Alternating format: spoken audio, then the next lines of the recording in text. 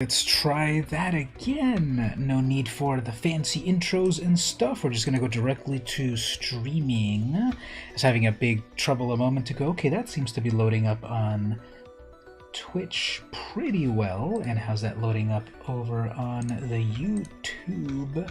Let's just confirm all of that. Check, check, check. 1, 2, 1, 2. And through and through. So I think we're back online. I think I can see myself on Twitch pretty well. And that says it's unstable, but I'm sure it's working fine. If you're there hanging out on the Twitch, say hello, say a few syllables. And then over on the YouTube, it seems to be just fine. Do my pop-out chat. Yep, so the moral of the story is definitely let your big upload finish before trying to simul-stream. Especially if you don't have the most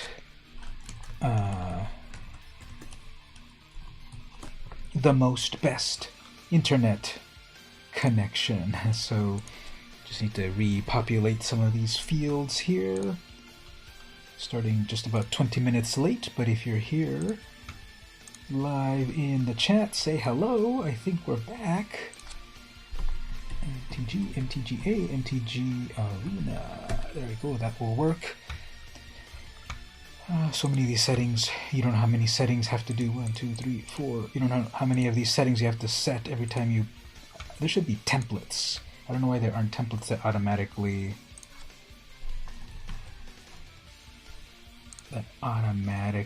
apply.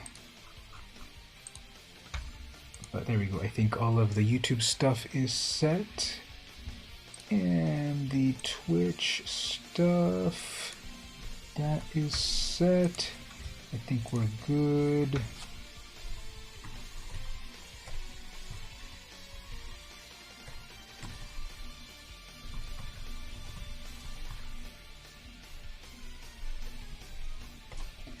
Alright, so I think we're live now.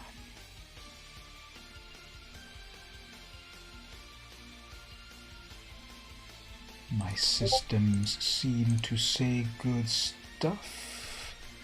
So probably... yeah, I think we're good. So, okay. Let's... I gotta do the resetting of things over here. The Amazing Cam, yep, Amazing Cam is working pretty well, reminded me to do better posture. Hey there, Stevie. Yes, sorry for all of that commotion.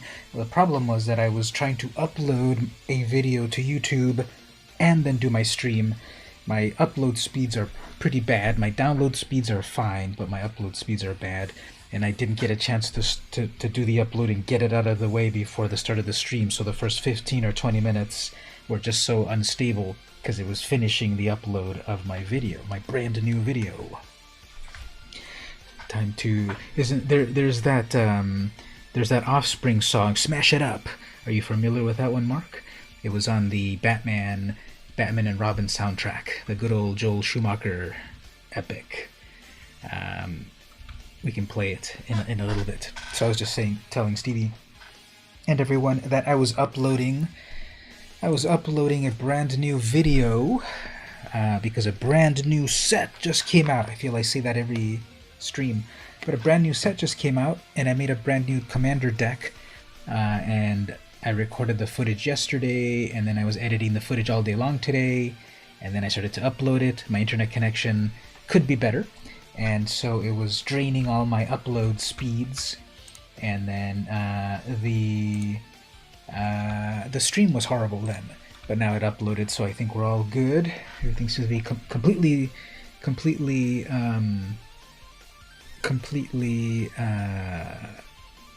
stable. Okay, remember, we'll play a little bit of that video of that song in a moment. That was your nickname back in the army. Did you ever smash your CO and then you got that nickname? So let's check also all of our cameras. If we go over to the go over to the web browser. Okay, that one worked just fine. You started watching it, we'll finish it after the, okay, yeah, it's a long one. It's really long, so you can watch that. Watch it with the kids at the fireplace with some nice brunch. Just enjoying it all there. And also remind me, I have something New Zealand related to ask you in just a moment. Maybe right after I do the camera's checks right here. Try to remind myself, but everyone remind me there. I have a New Zealand question. So web browser seems to be fine. I've never revealed it on the stream, have I? But I actually have a website. Daily MtG is the famous official website of Wizards of the Coast. I have Daily MtG Brawl.com. I have a website dedicated to Brawl, and yep. So Daily MtG Brawl.com is my website, not to be confused with the official website of Wizards of the Coast, dailymtg.com. So check stuff there if you're into Brawl. Card Cam is over here. Excuse the fan, it's on at the moment, but you won't see all that in a bit. I'm going to open a pre-release pack of Innistrad Midnight Hunt.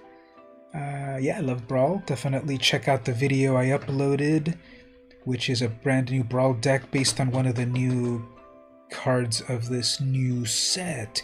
Here's the pack of the sneak peek. Now, I didn't stay for the sneak peek, I just bought it and left with my mask safely on. So I'm going to open one of these and see what cards we get. These will be the first Midnight Hunt cards that I open up.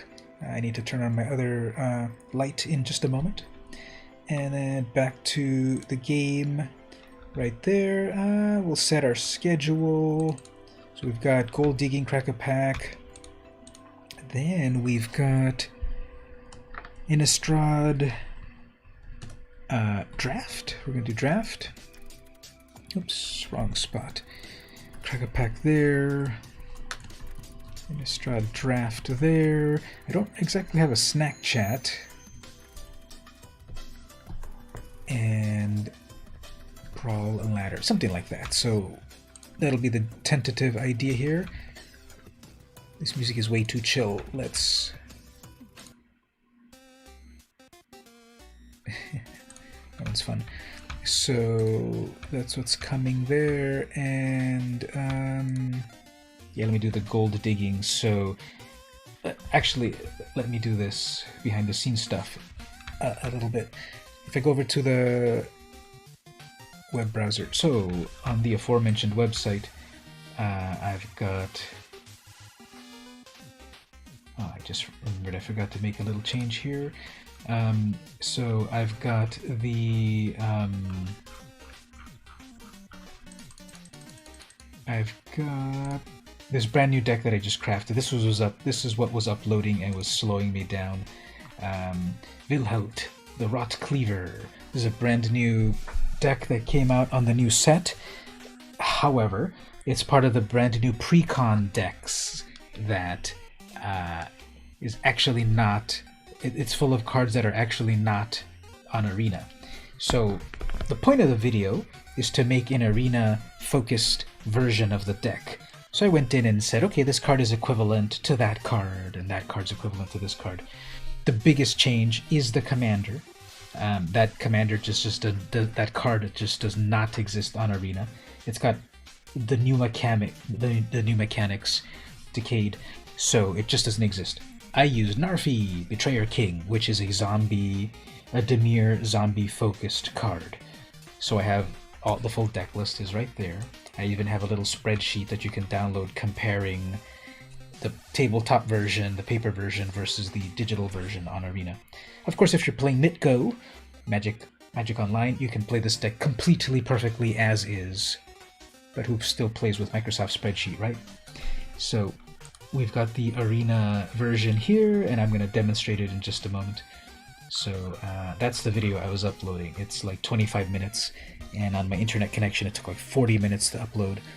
So that's what I'm going to play in just a moment for the gold digging. But looking at my timer here at 30 seconds before it rings, I've also been doing a 8-hour-long slow cooker dish, which is a slow cooker beef thing. It's not a beef stew, but it's just beef with spices and juices and stuff, and it's about to finish in 30 seconds. I've been cooking it low and slow for 8 hours. It's about to finish in just a moment, so I might as well do a quick pause. Go turn off the slow cooker. There it is. I'll turn off the slow cooker. Maybe we'll do that for the snack chat, and then we'll do the actual gameplay. So let me go turn that off before I burn the house down. I'll be right back. No need to even switch screens or anything. We'll just be right back.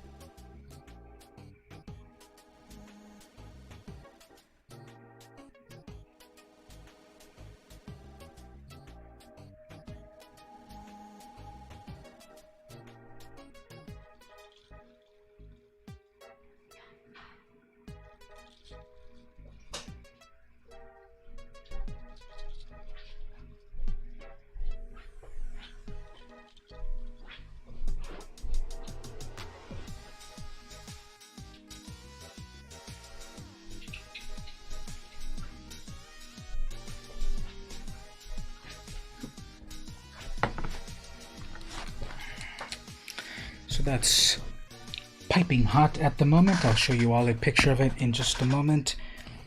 I've got this magical technology that when I take a picture, it can then upload to my laptop, but it has to synchronize. So I'll show you the photo of that in just a bit. But I will show you the brand new deck that I just built.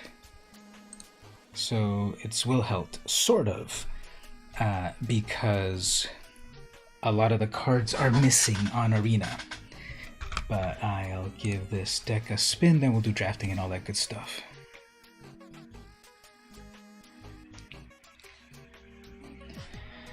So it's black, blue zombies with the brand new decayed mechanic of zombies. It's got this cool card right here, As Foretold. This lets you play one spell for free every turn. Now they go first and it's Yarok, and I have no removal, but let's just see what we get with this. One of the big upgrades that I did for the deck was, because Brawl is 1v1, you can't quite mess around with a lot of card draw spells. You need more removal, like that. So one of the big changes that I made to the deck is that there's just way more removal than the Commander version, because in real life, when you're playing a 4-player game, everyone's trying to do their own thing, and everyone's kind of flying under the radar until they build up to something amazing. So, as you can see here, the opponent already has 2 things on board. Oh, my other alarm's going off. Hold on.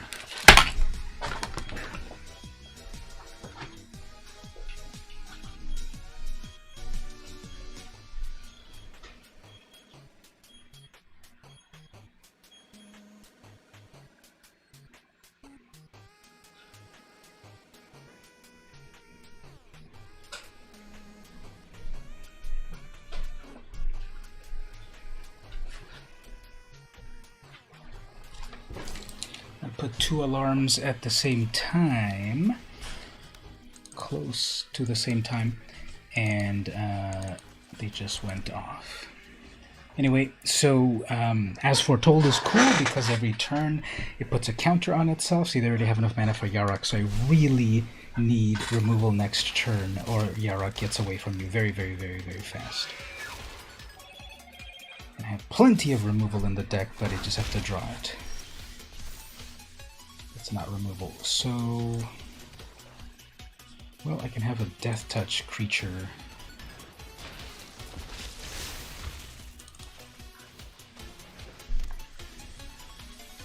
But we're going to see some pop off. Go here. Yarok is amazing. You do one thing and it does it multiple times, such as Spark Double. You can't clone yourself, can you?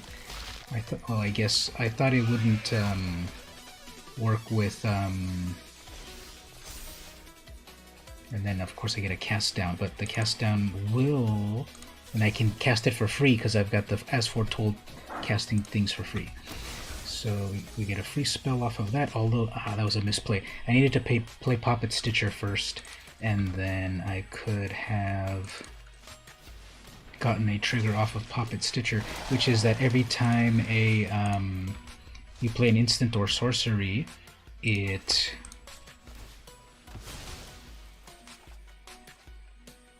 time you play an instant or sorcery, it makes a zombie. So we are in spring over here, so daylight savings time. Have to get used to, yeah, the new time, right? Oh, they're gonna Acerarch twice. Yeah, the daylight savings time and changing times and all of that is so dumb. It's such a remnant of a bygone age. I still can't believe that is. There's like 1.5 countries in the world that still do that. The U.S. is one of them. So,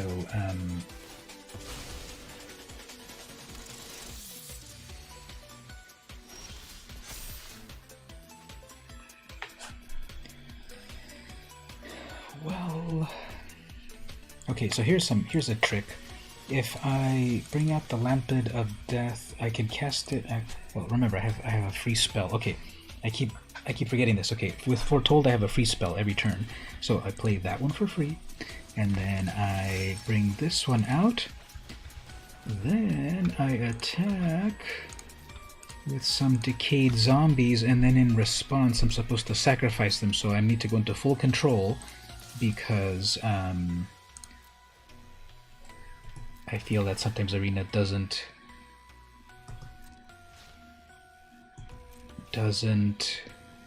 hold. See right there, I lost priority, so I have to remember to turn it back on, or else these zombies will die and then I can't profit off of them, like this.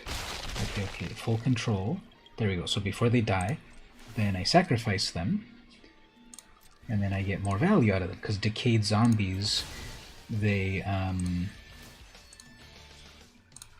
die automatically. So this deck has that value engine plus, yeah, so there's the 2 damage, then they decay, and then they're already dead. Okay, there we go. Greed, I don't even know why. I don't doubt that, but I don't know how that would fully still apply. Okay, getting double life off of that. In a moment they're gonna have 3 rats to be able to. They have 3 rats and they can steal something, right? Sacrifice 3 rats, gain control of a creature. So I guess if they try to grab one of my creatures, I'll just sacrifice it to my Midnight Reaper.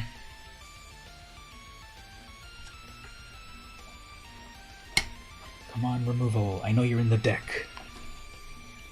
You can see the reason behind it when you started to planes and trains and all of that. Something gets -4. Fine.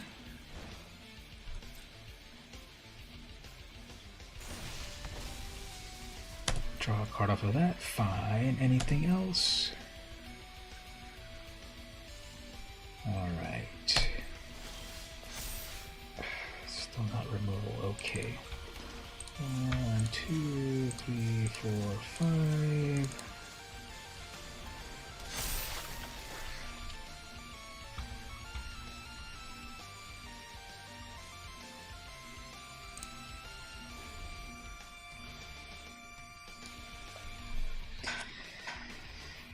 So Yarok is a very powerful commander. If you don't answer it, it gets out of hand. It's already out of hand. See, never mind. It's out of hand because, well, they'll see what they target.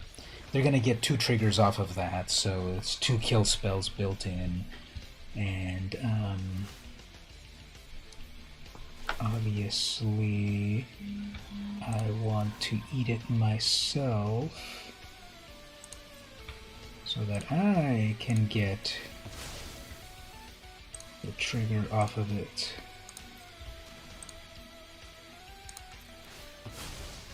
Alright, so two cards drawn off of that. Land. Liliana. Is that going to be enough? No, I need... Liliana works with zombies. I've only got 4 zombies. I need one more zombie for Yarak to be killed, so that's not going to help either. But I can cast Liliana for free.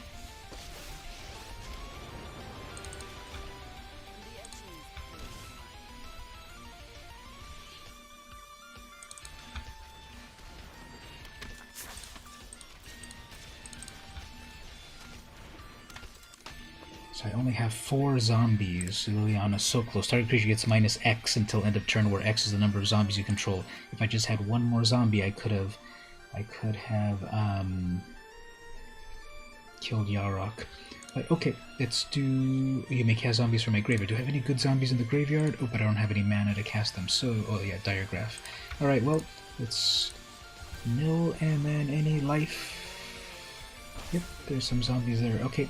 So, still waiting for that removal in the deck to get rid of Yarok. They have completely a hand full of cards, although they haven't been playing a lot of mana, so that's kind of good. Asarak, okay, they're wasting time with Asarak, that's fine. That one's hard to say. Asararak, that's what it is. So what are they going to go for this time? Which they're gonna go through to the Panhandler again, so that's fine. Double Panhandler, they're gonna -4 something, probably Narfi. Or are they gonna go for the smarter play would be, oh, they're gonna go goblins. Okay, fine. 1 goblin, innkeeper, out of mana probably. Make Pied Piper, okay, they're gonna make their 3rd item. Black Blade, okay. They've been getting bad luck with lands, and they haven't gone insane with their Yarok triggers, but I'm still annoyed. Still pretty powerful what they're doing. If I get at least 1 zombie next turn, I'll be happy. Either a zombie or a removal spell. That's what I need. Momo Kong is the opponent. Okay. There we go. I guess we'll cast that for free. Yeah, because I can keep up a bunch of mana. There we go. Finally get a freaking Poppet. And open the graves whenever a non-talking creature you control dies. Make more zombies. I'd feel safer with some removal. Let's see, what do we do next? I can minus Liliana. Yeah, I should minus Liliana. Let's get rid of that Pied Piper. Then Priest. Can add mana for no reason.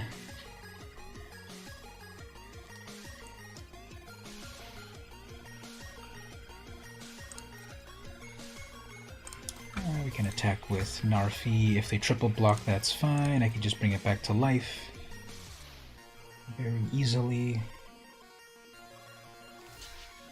Triple blocking, fine. I will leave it in the graveyard. What do you got? 4, 5, 6, 7. 1, 2, 3, 4, 5, 6. If they drop their 7th land, it was so lucky. They were out of mana for so long, and then suddenly, when they needed it, they got their mana to get Yarok back on the field, but instead they'll go with Arastra. Okay, that's fine. That is annoying, but fine. And then they quit because they see that Narfi will come back from the dead with no problem. Okay, that was a very weird game. I felt the opponent had all the advantage. But then I guess when they realized that I have a lot of synergy in my deck, I guess they had synergy too. They had... If a permanent entering the battlefield causes a triggered ability... Trigger attack. Well, I guess they didn't really have very good triggered abilities, except for this stupid little Prosperous Innkeeper just kept getting them life. Who cares? I was worried about that Ravenous Chupacabra, that they'd be able to recur it from the graveyard and just kill my stuff. But they didn't really have anything else. And then this is just an activated ability, which wouldn't trigger. And then that's a triggered ability that wouldn't trigger too. So this deck, I don't think was their deck. I don't think was very synergistic. Perhaps then when they saw that mine is all synergistic with zombies and everything, and I've got a planeswalker, maybe they thought, well, GG. So what do we say? What do we say to that?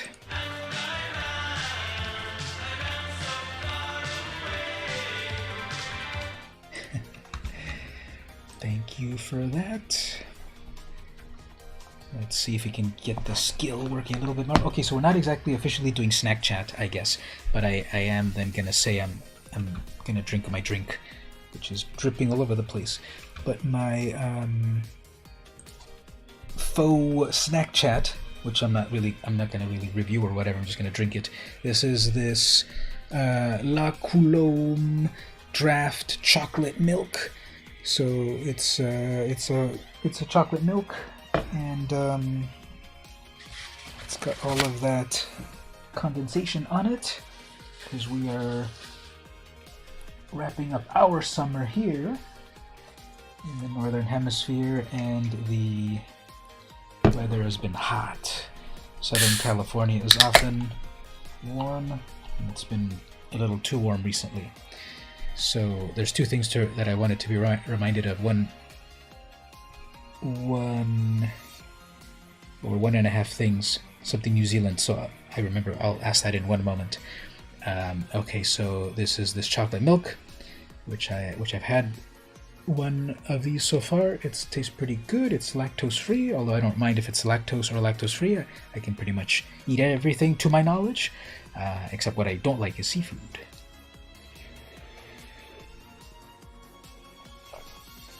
Pretty smooth, pretty creamy, very chocolatey. It's like one of these trendy things that is. I think it's a nitro draft chocolate milk, which is the trendy thing of nitro cold brews of coffee, which uses nitrogen to keep it smooth or something.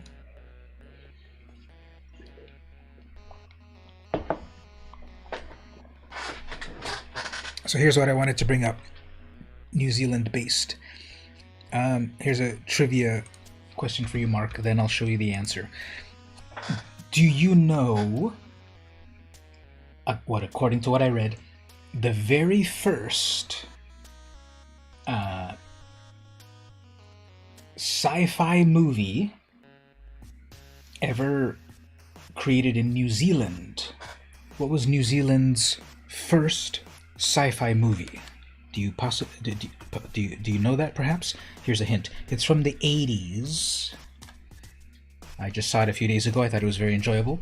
I'll pull it up in the web browser in a moment if you don't know. Any guesses out there? What was New Zealand's, according to the Internet Movie Database, which is probably correct, what is New Zealand's very first sci-fi movie? And it wasn't until the 80s, supposedly, that one came out. Even though cinema by that time was 100 years old. But you'll pass on it. Okay, here's the answer. Here's the movie called The Quiet Earth, 1985. I don't know if any of this looks familiar at all, or the posters or the trailers or anything like that. I'm going to play the trailer for a moment, but without audio. I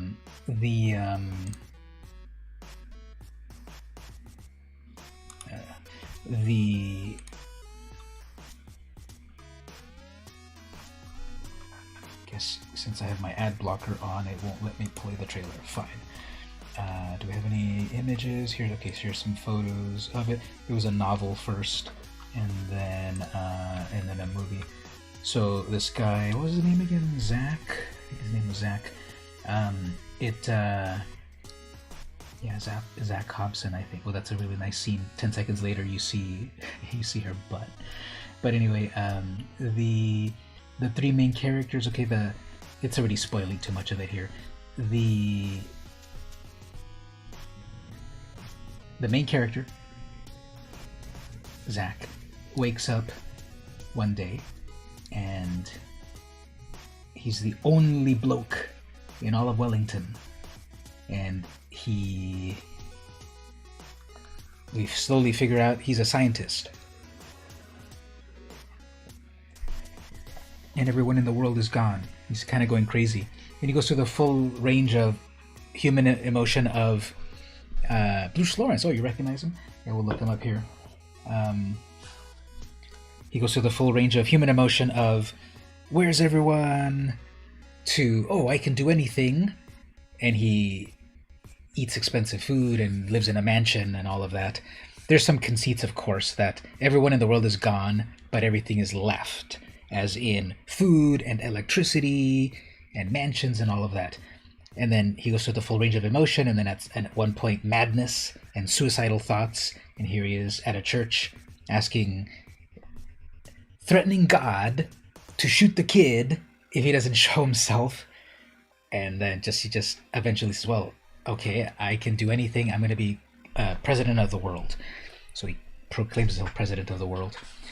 And he's then wandering around a little bit more through the streets. And then he wanders into... there is actually someone else in the world. I forget her name at the moment. Her character, we'll look at it up here. We'll look it up here in a moment. But she's still around, actually. And so they have fun. Yeah, she finds him, at gunpoint and such. And then they realize, we're the only ones here, whatever, what are we going to do? And okay, then they both, then, oh yeah, that's the scene. So they're together for most of the movie, but then there's actually a third person that they meet. His name is Api, and he then becomes part of their team. So they start to talk to each other and figure out, you're a scientist and you were working on this secret project with the Americans, but the Americans didn't tell us half the story, and whoops, what did we do? Project Flashlight, it created an alternate reality. They figured out that all three of them died at the same time. Now stop me if you don't want to hear these spoilers and you're going to watch the movie yourself one day, but they all died at the same time, and Operation Flashlight was happening at the same time, and they died at the same time, and apparently it took them all then to a new dimension, which is an alternate version of Earth, where everyone's missing except them. And that's a lot of spoilers there. I won't say the full ending, but that's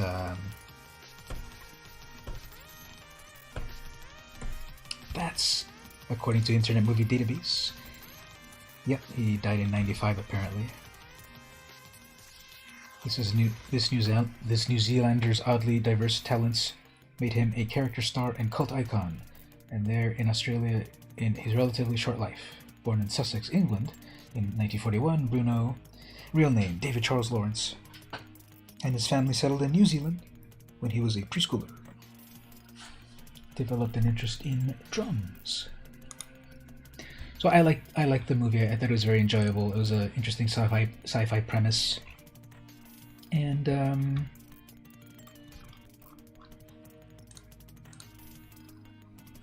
I was looking up trivia and such.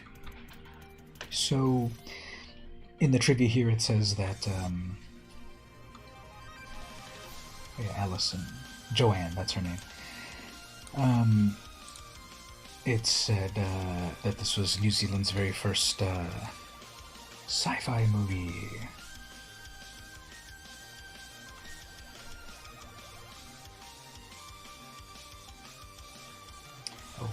A Boy and His Dog takes place in the year 2024. Didn't remember that. So only a few more years for it to come true.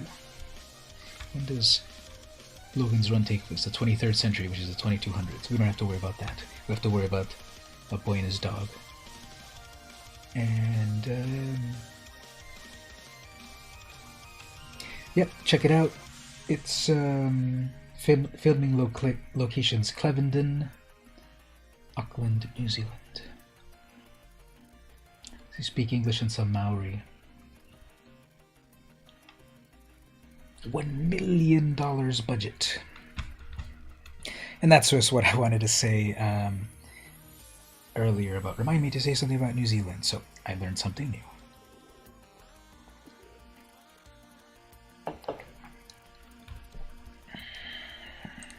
Back to the game. Let's do a little bit more.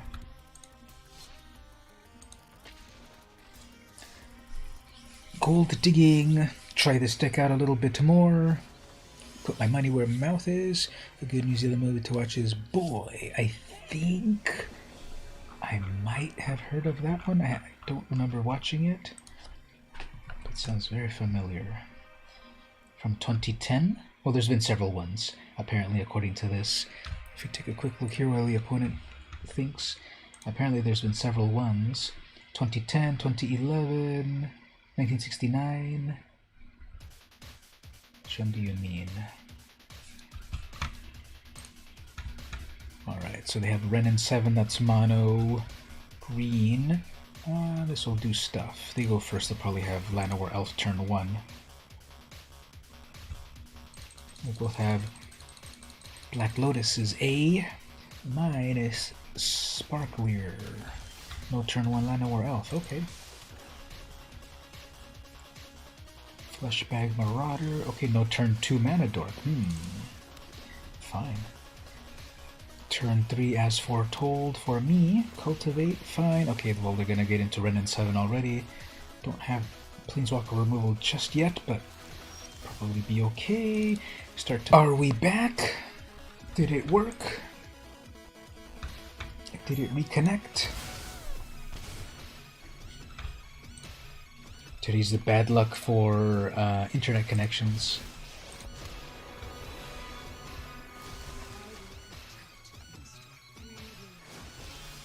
Alright, great. Not sure what happened.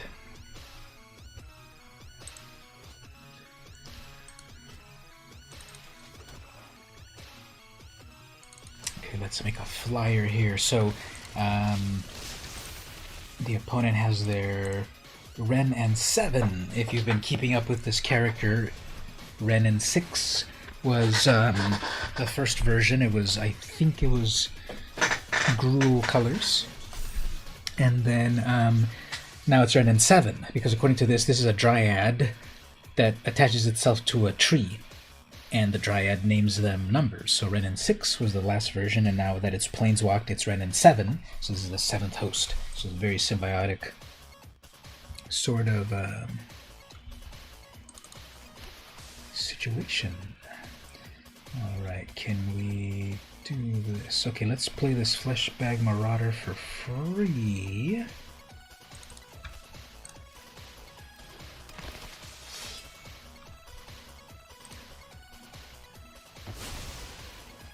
They keep their 7/7.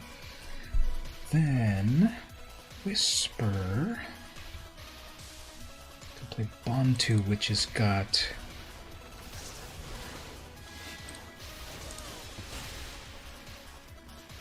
Bantu, which has got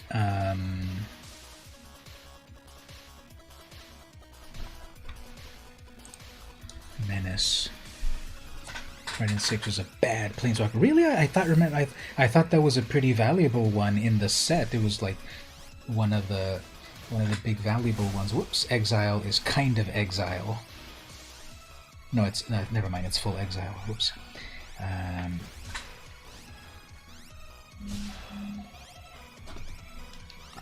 Yeah, people are definitely saying, yeah, that exile. I don't know. Reading the card explains the card. That exile was not permanent. These gods are a little bit more indestructible than you would think. Opponent, Opai Dragon 4002. No attacks. Okay. So, here's what I could do. This is the big brain tech. Well, I should have left Bantu. Well, it was exiled. Okay, well, I'm gonna have to just use it this way. This will work. Pay 7. Oh, yeah, pay it for free. Well, never mind. Let's make Erebos for free. And then Marfi.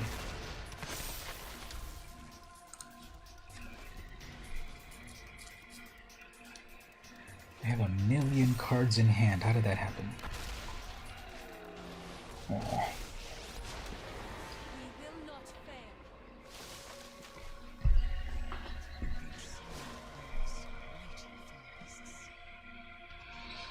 So even if they untap that, I can still block it. No attacks.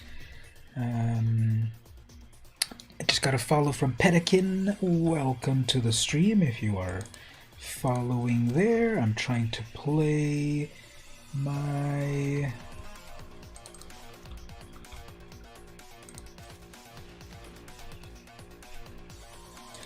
zombie deck on Arena. But they've got a lot of defenses. We're just gonna have to hold off for a big board wipe. Although they have a massive card advantage, I have 0 cards in hand. They have 2 amazing planeswalkers. And they're gonna get a bunch of lands onto the battlefield and make a huge creature, although it doesn't have trample, although we are in historic. So it's very easy to give that trample. Fine. They're passing for me. Come on, give me something good. There's Bantu is back. Let's get some card draw as foretold. Let's see about losing a couple of lands. 3, 4, 5 mana should be enough. Let's lose a couple of lands and trade them in for those things. They're not quite amazing, but just building up more. Okay, well at least their deck is empty. With Whisper, I could sacrifice something and bring back my Fleshbag Marauder, which will cause them to discard. But I don't really have anything useful to discard. Actually, I could kill off Bantu, which will come back, and kill off that army, which will come back. Yeah, let's do that. That sacrifice. Let's bring back Fleshbag Marauder to have them lose one thing at least. They'll just lose their 2/2. But then we'll have all of this amazing stuff trigger right here. This is the synergy. Yeah, let's put that back third from the top, or leave it in the graveyard and bring it back for free. Now let's leave it in the graveyard. We can bring it back for free with Haunting Voyage. Pay 2 life, draw something there, good. Pay another life, draw something, good. Fleshbag, sacrifice itself. If that dies, then I get another Open the Graves trigger. Here we go, we're popping off now, finally. Draw that. Poison Cup, good. They have a 16/16, no trample. And I have an Indestructible God, so I think we'll be okay. They only got 2 cards in hand. Okay. Nis is about to ultimate though, which is not good. Wolf Willow, okay, it's pretty dumb.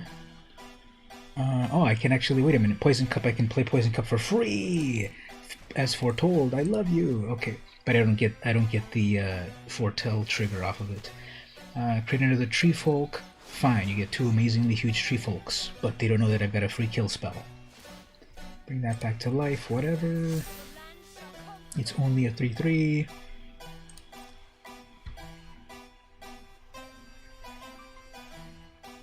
Two 16/16s. Yeah, play that for free right there.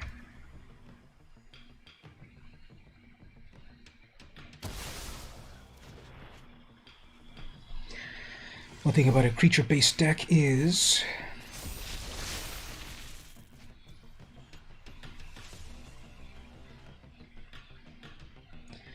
that you are susceptible to losing them. That's what we want to exile out of the graveyard. Creatures are lands. I'll get that Thorn Mammoth out of here. Alright, and Whisper. Let's Whisper. Another Marauder, exile. Erebos is whenever another creature. Okay, any creature, not just tokens. Okay, so let's sacrifice 2 tokens. Yep. Those 2 die. Get 2 Erebos triggers. What is life but a resource? Bring back my flesh bag. Sacrifice itself so I can keep bringing it back from the graveyard. We sacrifice a land, something died, make another grave, pay another life, sure. SRR, beautiful, okay. I can do Liliana's Mastery, which will make all my zombies even huger, or I can play with SRR. We'll come back, I can play SRR and then do fun stuff. Now let's be impressive with just my Army of the Undead. There we go. Then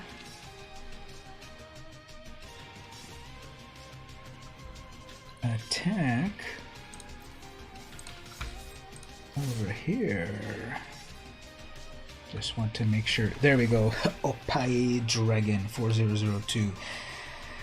Alright, well, you had 2 of the best mono green planeswalkers, and you know, when the zombie horde is coming at you, you run for the hills, because my deck was starting to kick into high gear with its synergy. This was perfect. Drawing cards off of Erebos, no matter if they're tokens or not, beautiful. And then open the graves when non-tokens die, make more tokens. I was able to do that. I had this vicious recursion of the Fleshbag Marauder coming back from the graveyard over and over to pick off their side. I had Whisper able to bring it back. A sack outlet with Whisper to sacrifice 2 tokens, which feeds me 2 card draw from Erebos. Bringing back the Marauder, which causes them to sacrifice, put it back into the graveyard, bring it back with Whisper turn after turn. It's got a tap, so it's only 1 at a time. But yeah, then suddenly making a bunch of zombies, and I've got my Zombie Lord Narfi that was giving zombies +1, and there's like 4 more lords in the deck. Oh, also I've got the enchantment that was giving all zombies +1, plus it made 2 more zombies. So that was starting to snowball, even though I had 10 life. And remember, at one point they had 1,000,000 cards in hand, and they had 2 12/12s, and 2 of the best mono green planeswalkers. So that is an army of zombies. And here's what I love about this, because about what this deck, all of the synergy that comes together.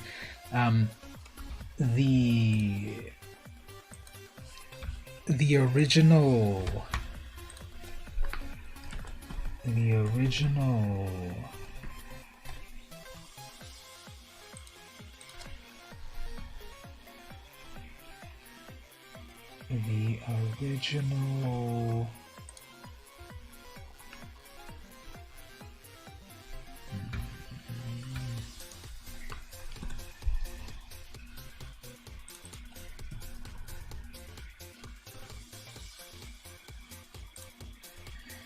the original paper deck has this card, Rooftop Storm. You may pay 0 rather than pay the mana cost for zombie creature spells. It's 7 mana enchantment. You play your zombies for free. This card is not an arena, so we were using the next best thing, which I had there, the As Foretold. Although it has to ramp up to get you free stuff. At the beginning of your upkeep, put a time counter on this. Each turn you may pay 0 rather than the mana cost for a spell with CMC X or less, which with X is foretell counter. So it doesn't do anything on the first turn, and then after that a free spell of 1, and then a free spell of 2, 3, 4, 5. And that was at the point that I had a free spells of 7. So 1 free spell. Obviously I want all my zombies to be free spells, because there's also an infinite combo. There's an infinite combo with this and Acererak.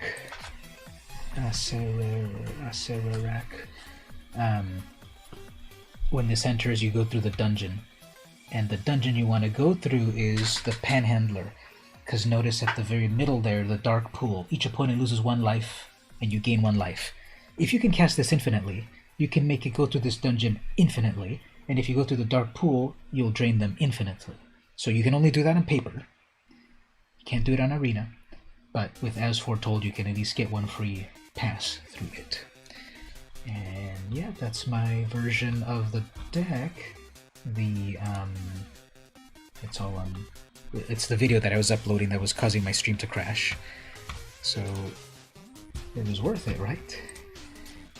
How are we doing on the gold here?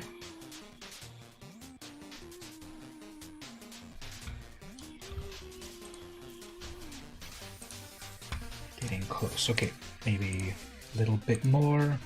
Get to that point.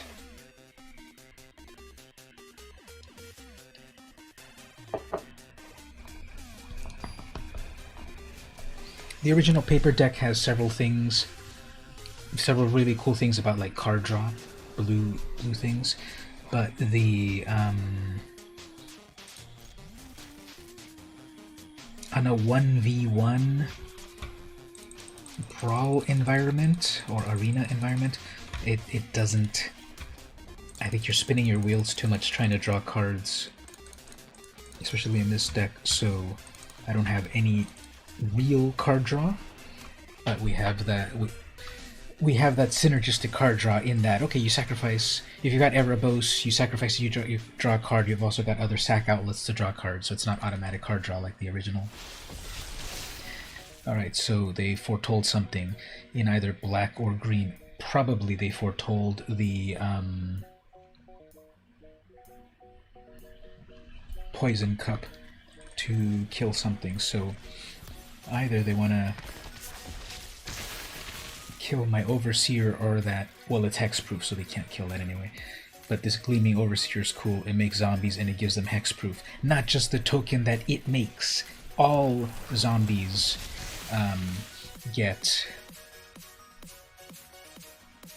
all zombie tokens get hexproof, no matter if they were amassed or not.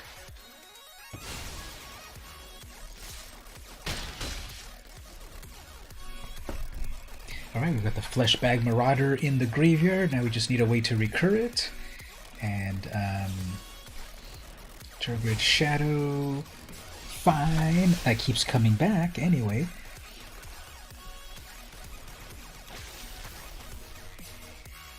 Narfi also keeps coming back to life pretty easily. Choops, fine. Like I said, I can just bring that back easily from the graveyard. But you could bog, nothing meaningful to exile yet.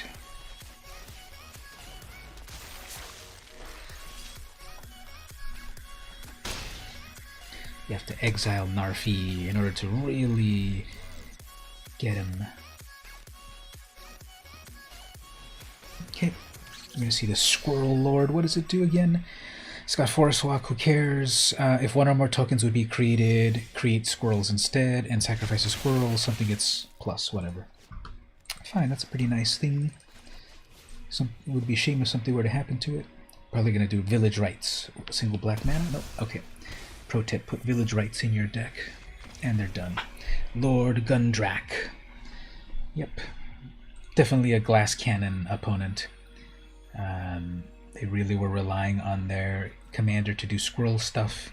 If you're doing a squirrel commander, Chupacabra is not a squirrel, pro tip.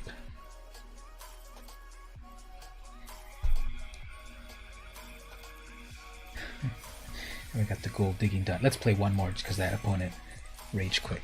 And I forgot to do this.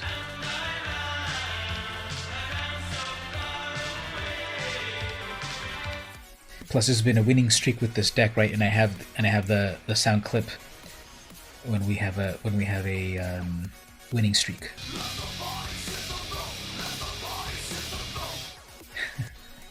Alright, so I go first. I can go into Scry, tap land, Mind Stone. Again, no removal. They're going to go with Corval. That'll take a moment to get online. Hopefully, we get to our removal.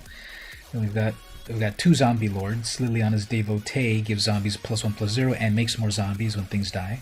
And then a Lord of the Accursed gives zombies +1, pay 1 and a black, give all zombies menace. see. Enters the battlefield tapped unless you control an island. Okay, so that's gonna come in tapped because that's just a regular land. Come on, regular land, so I can do Mind Stone. Gutter Bones, not a regular land. Okay. Next turn, hopefully regular land, and then as foretold, and get the free spell party started. Gutter Bones is obvious in this deck. It can die and keep coming back because Corvald is greedy and wants to eat everything. 2 mana dork. Ooh, Jadar. Jadar's a good one. That one automatically makes zombies. So that's another. That's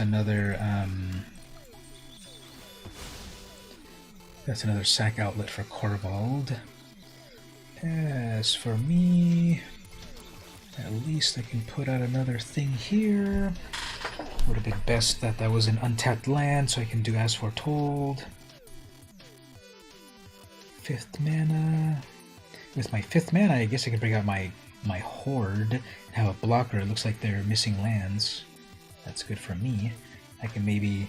Yeah, it looks like they're missing lands. So I think what I need to do is instead... You need to hit me with it, then you can sacrifice it. They're figuring out how to use it. See if they do it properly. Yes, in response. Maybe they wanted that or not. Alright, fine, and I didn't get my 5th land either. Beautiful.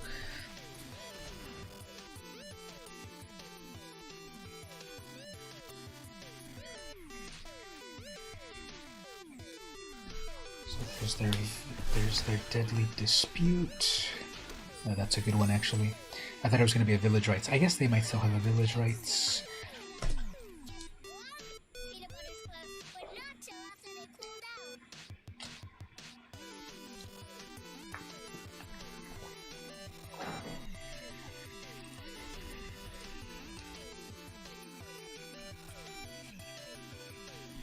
Still missing land drops. That's a very bad thing for a Corvald deck.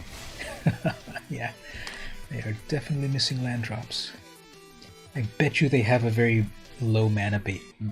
They have a very low. I bet they have a very low mana base in their deck. I'm getting bad luck in my mana base as well, but.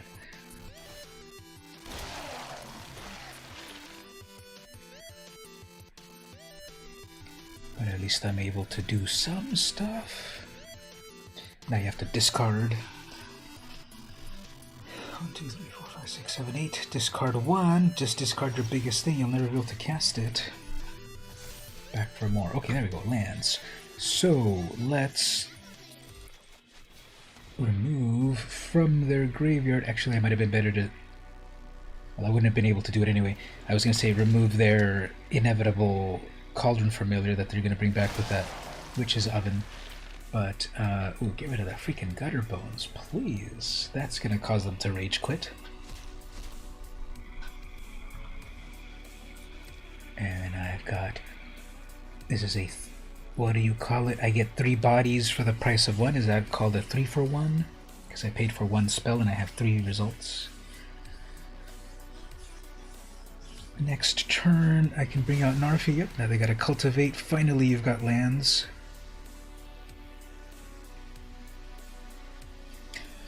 I'll put Gisa in here. What does she do again? If a creature dies, exile it instead. Okay, that might be good. Exile the creature, and then I can take their creatures, because they're gonna want to eat their own creature.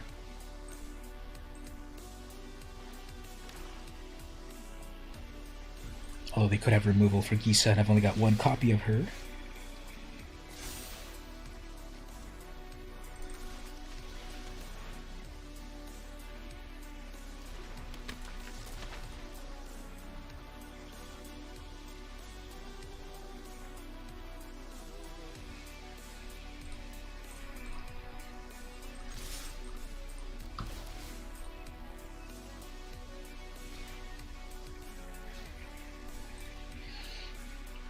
So I guess the smart thing to do here would to, well, they can't block with their, never mind. So one of the big differences with this brand new, these types of zombies is that they cannot block. And then of course they die The animation is absurd. When you've got too many of these, you have to wait for each one. To die before you can do anything. Sacrifice that. It'll come back to life. Fine. 1, 2, 3, 4. If they have their 5th land, they can play their Core Vault, although it wouldn't be advised, because they were struggling to get so much land for it. Yeah, they've been really scrapping for lands. Scrimping and scraping for lands.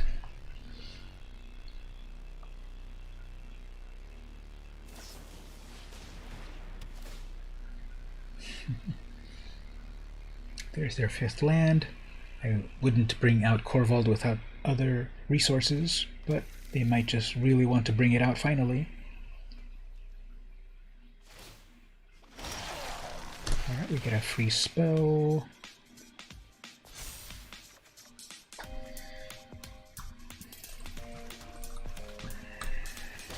Let's play Acererak for free.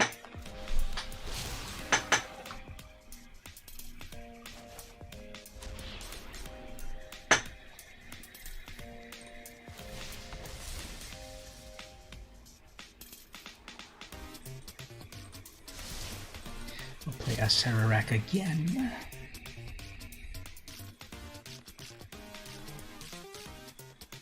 So even though it's not an infinite combo, I get that free spell off of Foretold, and I can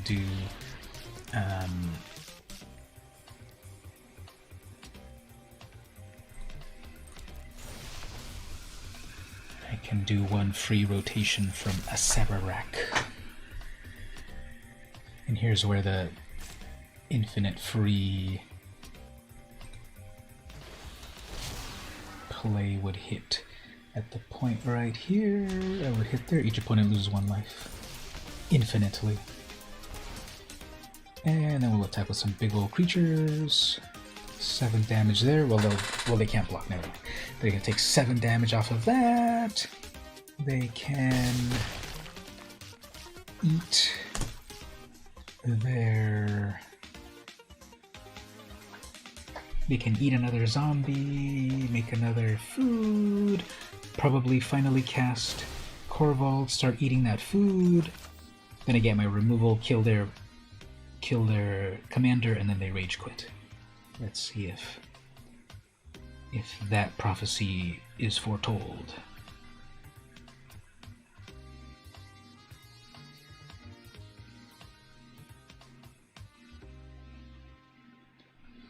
I could also run out the clock pretty easily with Acererak going in through the other passageway, which causes them to discard or get damaged. Stuck between a rock and a hard place. Unless you have some sort of interaction with the board opponent, I would consider bringing out your commander so it starts to give you value.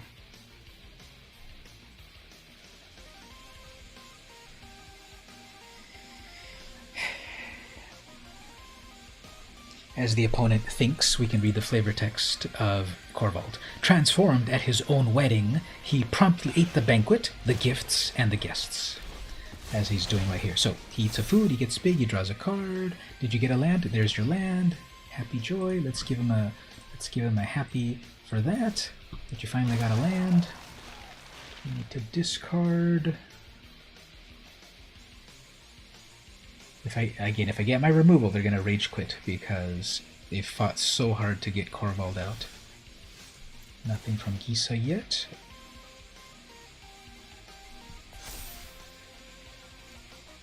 Not removal. Okay, so let's play Acererak for free.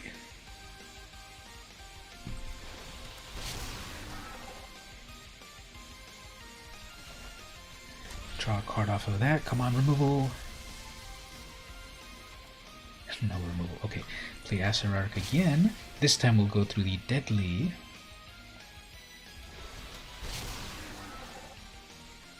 The deadly route. although they have food to eat.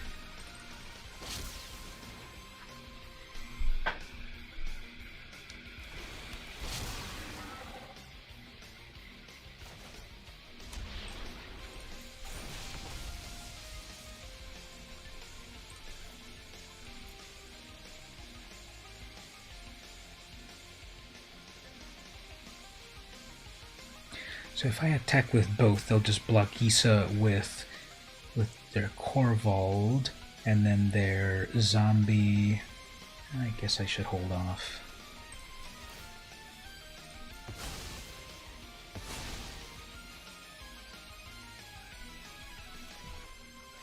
Big Night Clock. Okay, let's see how this goes. They finally have their commander out. They're close to death, but here's where they can pop off, because if once they attack with Corvold, they can eat that food and then gain some value, and then they're making more food. They have their combo piece there. Now that's a 6/6. They have a lot of cards in hand, so we'll see. Finally are getting their lands.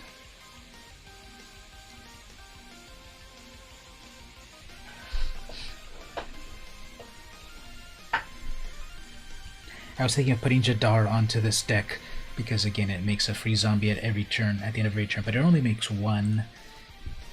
One of the big things about well, that's not good. One of the big things about the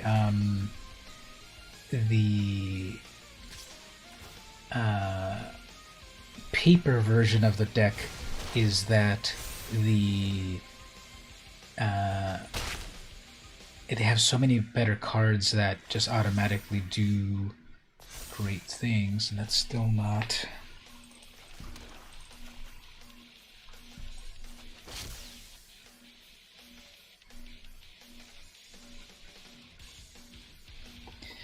Yeah, I'm gonna lose because they're just gonna eat that food. That's gonna become a 10/10, and they're gonna attack. It's gonna become an 11/11. I'm already damaging us both here like this, so there's no way for me to win here.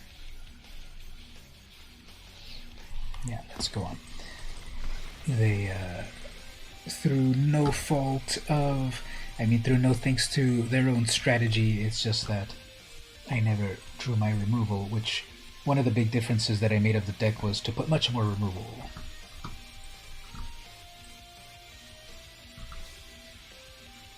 So how's everyone? Kind of quiet? Everyone's still there? Everyone's still good?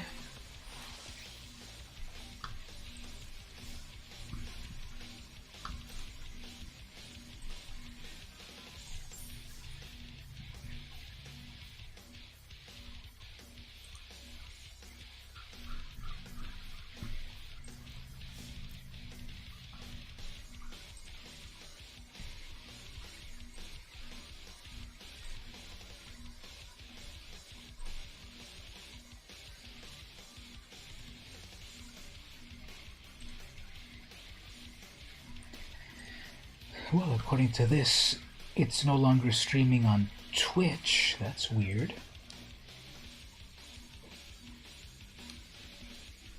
I know that is. Huh. And then YouTube's still live. Okay, well, we'll take a little break. Maybe people will come back. Kind of boring playing alone, so be back in a bit.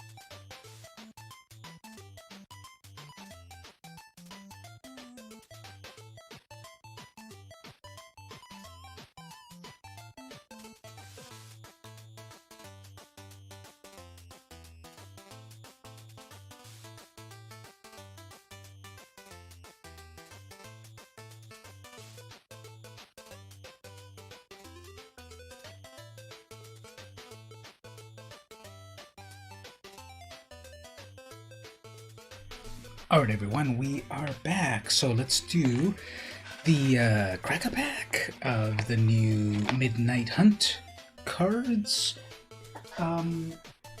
This is the latest set, which is the second return, and the third time we've been to the plane of Innistrad, which in the beginning, I think in 2011 or so, was this horror-themed set.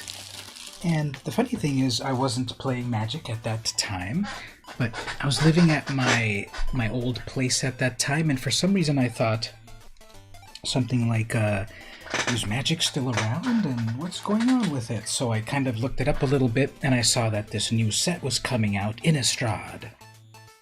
The very, very first Innistrad. And I saw some art, and I thought it was really cool. I saved those wallpapers.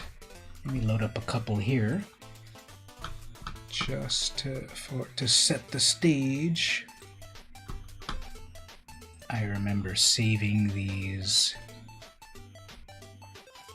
wallpapers when this brand new set was going to come out. Let's see, where's it at?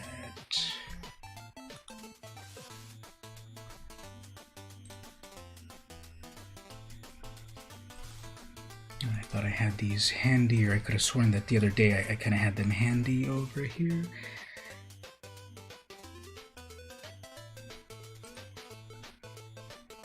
I don't know, I guess this is anticlimactic. I thought I had...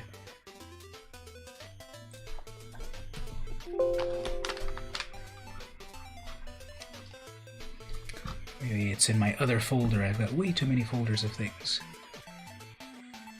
Digitally cluttered.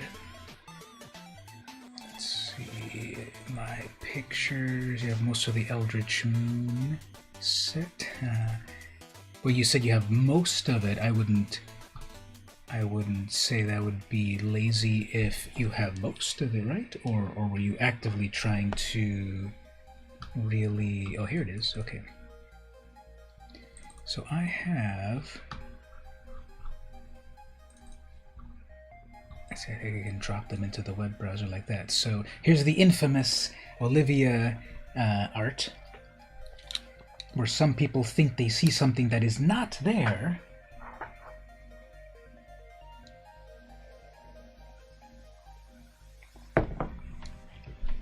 Because if you look at it on first blush, it looks like something, a certain pose and stuff, but then you look carefully and it's like, how can that be? But it's like, no, it's just the folds of the dress. But then some people think, no, there's something there.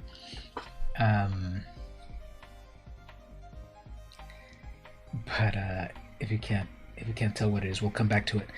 So there's that one, and there's... I don't know that this art... I don't know the card just by seeing the art.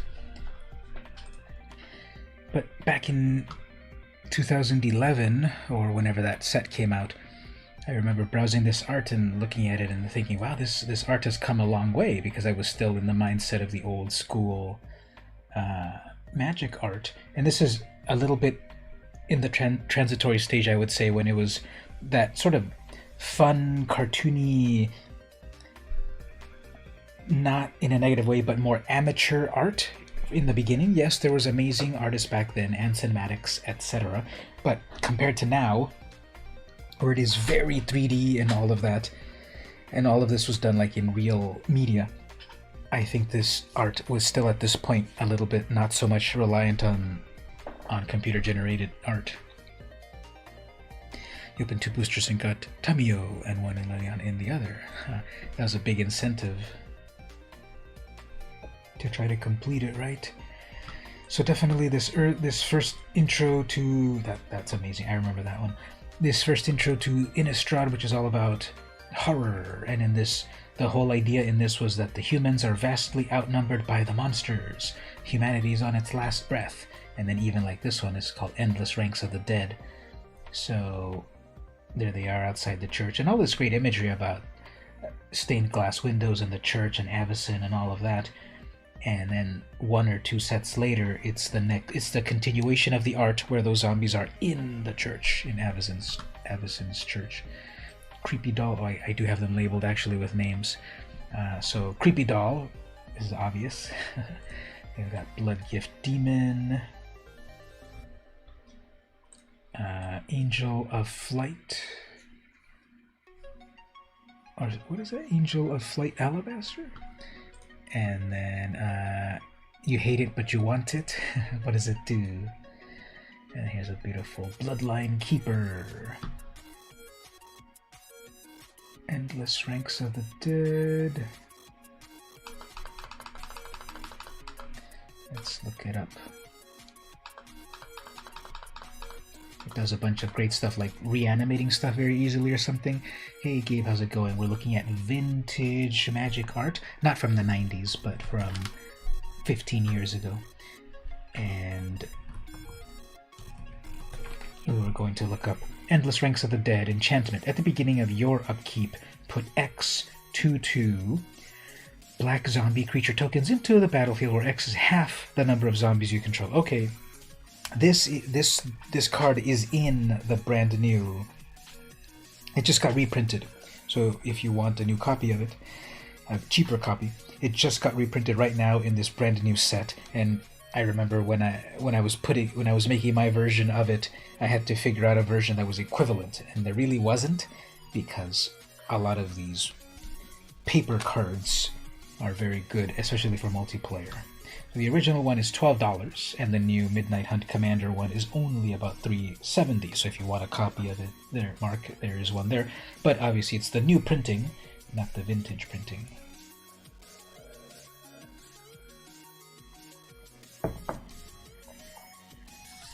Are the cards in art still attainable? The cards are still attainable. And what do you mean by, is the art attainable? As in like the original printings, the original paintings by the people? Those probably not, because these are from a set that came out, 10, 15 years ago. So the original artists probably already sold them. And the cards, you can still get them, and some of them have been reprinted.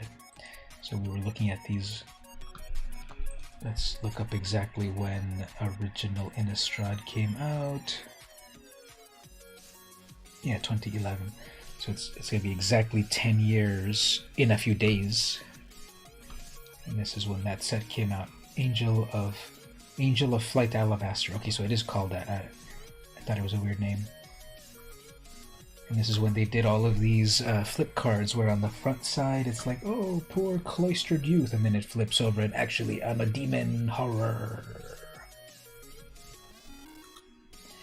And a lot of these were of that style, that on the front side they were innocuous. Thraben Sentry, and then on the flip side, I am actually a militia. Let's go to the black ones, of course. Those are always the scariest ones. And then we'll do the Crack-a-Pack.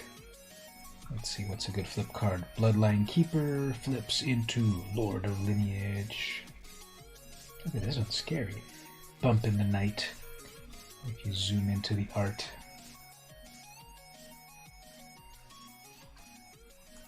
Kev Walker Artist. What other good flip cards? Falcon Wrath Noble, they still print that one on Arena. Oh, this one's scary. Heartless Summoning. Just all of these corpses on meat hooks. They really went for it. I sort of don't feel that the latest Innistrad that we're currently in is as scary. I haven't seen all the cards. We're gonna do draft also, but I haven't seen all the cards, but they don't feel as scary as Skeletal Grimace. And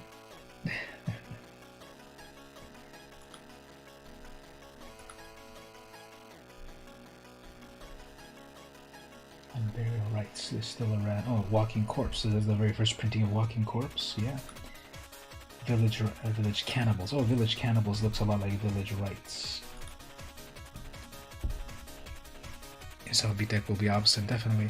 That's better. Video quality change to 177. Have to change it back to 720. Oh, okay, the video quality of the stream. when the stream was weird, I guess it put everyone down to low quality. So if the screen looks weird, change it to higher quality. All right, so that's a little taste of some of that vintage art. But let's open some cards of the new set. Let me actually turn on my other light, and we'll compare and contrast.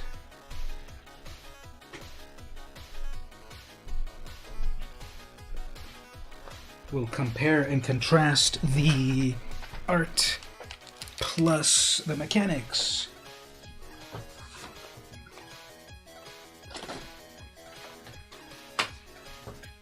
You love the Heartless Summoning. It goes good with Altar of the Brood and Near Retriever. Alright, so we'll see what the special card is in a moment. And this comes with a die.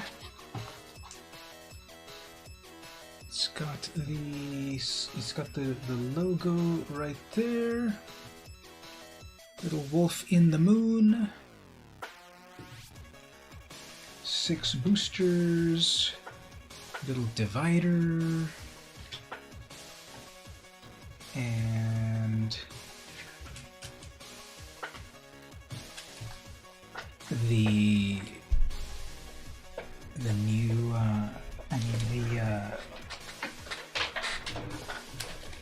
the promo card. Here's something new that they're doing now. I don't love this. Now they just put the year 2021. They don't put the full date anymore. This is the second set where they've done that. They did it on the last one, which was the D&D set, I guess. But throughout all of Magic for, I don't know, a long time, they were stamping the date of the pre-release, and now it's just the year. So this is Rem Carulus, Stalwart Slayer, 3 mana in foil, looks amazing. And Human Knight, Flying in Haste, 2/3. If a spell would deal damage to you or another permanent you control, prevent it. Nice. If a spell would deal damage to an opponent or a permanent, it deals that +1. So, extra damage in Boros. And this feels kind of thick, so actually there's a bunch of cards. It's not just the one card. I think what they're also doing is just putting more synergistic cards. Probably the big valuable face card there, and then just synergistic cards. So we have that one. Then we've got the brand new Day and Night token. Werewolves are changed in the new Innistrad now. Everyone follows the same clock. It's either day or it's night, so everything is either a werewolf or a human or whatever. It's not that things can flip independently anymore. Everything now follows day or night. On the other side we have night. And the animation on Arena that turns it day or night is kind of hokey, which is very surprising. It's very cartoony, which is odd, because everything on Arena looks very slick and digital, but then the animation changing day and night on Arena is kind of cartoony, kind of weird. On the 10th edition, they didn't even do that, no year or anything. Oh, but the point is, did they do that before 10th edition, and then they didn't do it for 10th edition, or was 10th edition one of the first ones when then they started to do it eventually? What I'm complaining about is that they had something that worked in the past, and now they changed it, and Magic players love to complain. It's not a big deal, but it's kind of cool to have the actual date of when it happened on it.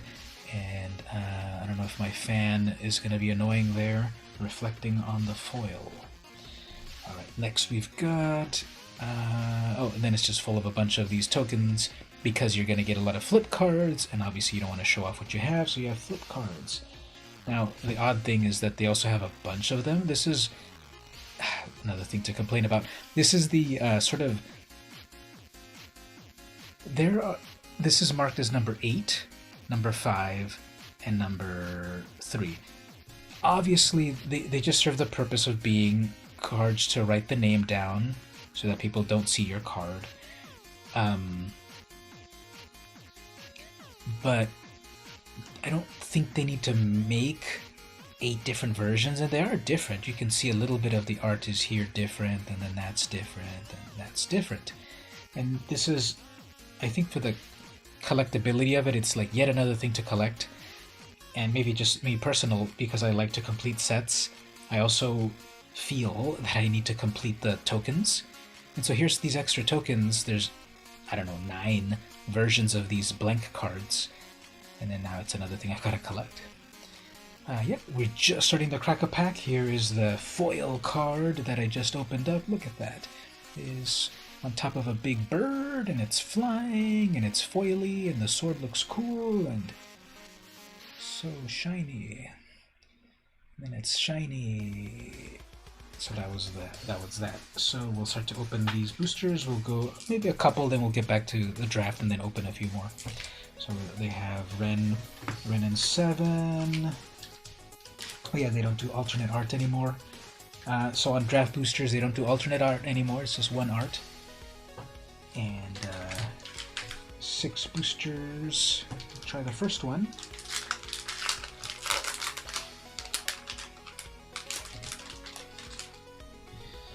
We have No Way Out. 3 mana sorcery, target opponent discards 2 cards and you make a zombie.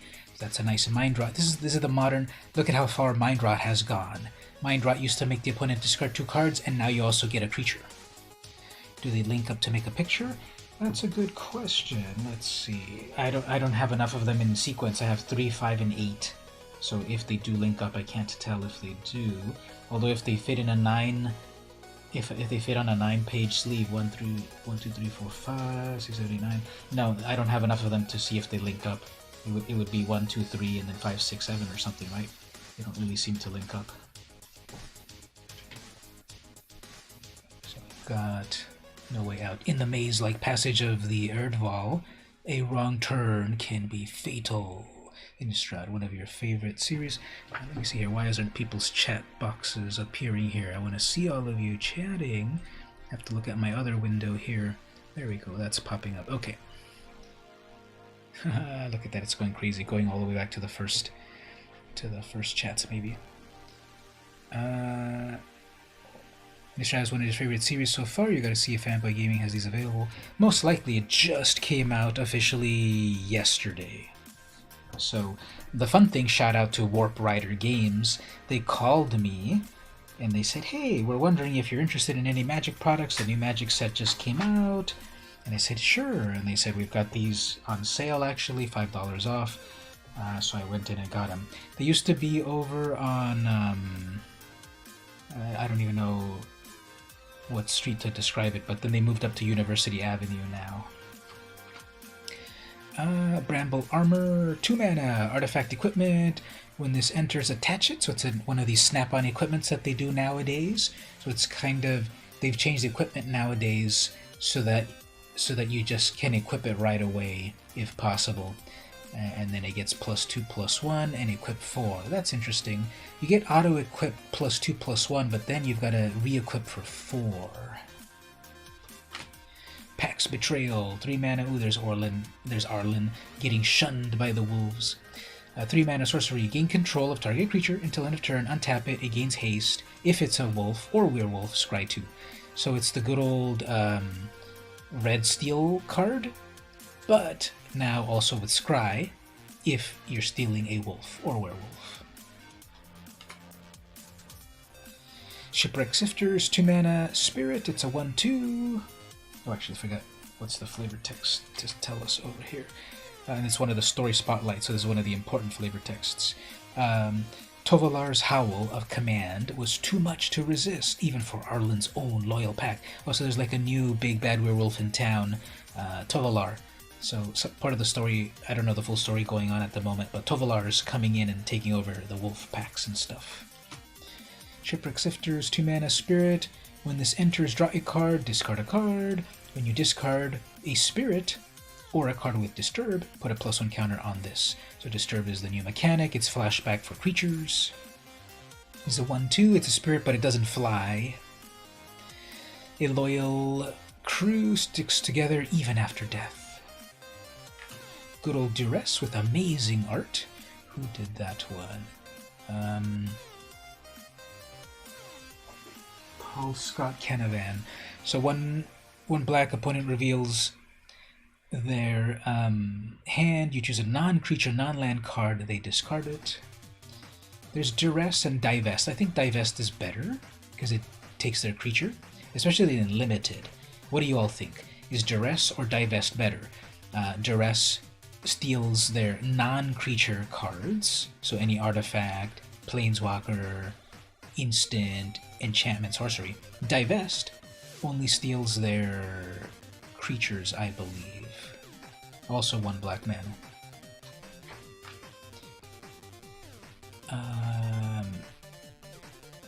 Timberland Guide, 2 mana, 1/1, Human Scout. When this enters the battlefield, put a +1 counter on a creature, so itself or another thing. Hiring an experienced wilderness guide isn't cheap, but it costs less than a search party or a funeral. That's funny. Clarion Cathars. Now, do people say that as Cathars or Cathars? I always say it as Cathars, with an emphasis on the CA, but I think a lot of people say Cathar. 4 mana, 3/3. When Clarion Cathars enters the battlefield, create a 1/1 white human. The sound of the trumpet is both a warning and comfort. It tells of approaching danger, but also reminds the village folk that someone is there to stand against it. Raise the effigy. This is the Wicker Man movie homage. 1 red instant. Choose one. Destroy an artifact or give one of your attackers +2/+2. So Shatter has come a long way. The folks of Kessig build up their courage by burning effigies of the things they fear. That's cool. Eaten Alive. 1 black sorcery as an additional cost. Sacrifice a creature or pay 4 more. Exile target creature or planeswalker.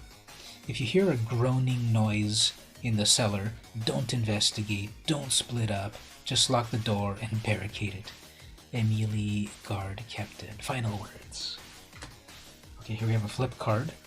You can tell because there's the icon on the top left. This is what it looks like during the day. Harvest Tide Infiltrator, 3 mana, 3/2, Human Werewolf, Trample, Daybound. If a player casts no spells during their own turn, it becomes night. Catars. I'd never thought of that pronunciation either. Catars. That could work. So Daybound now, it's tied to this token over here. Lost the token, here it is. So if no spells are cast, it then becomes nighttime, and then things adhere to that from now on. If Duress reveals an instant, it might be better than revealing a creature, but other than that, no, the opponent reveals their whole hand, and then you get to remove a creature or instant. That's the idea. They both have to reveal, but then you pick either Duress either snipes their instants and sorceries, or Divest snipes their creatures. So when this becomes night, it transforms into Harvest Tide Assistant or Assailant, and it's got the moon icon, and the border is subtly different. If you notice that red border, it's subtly different from that side.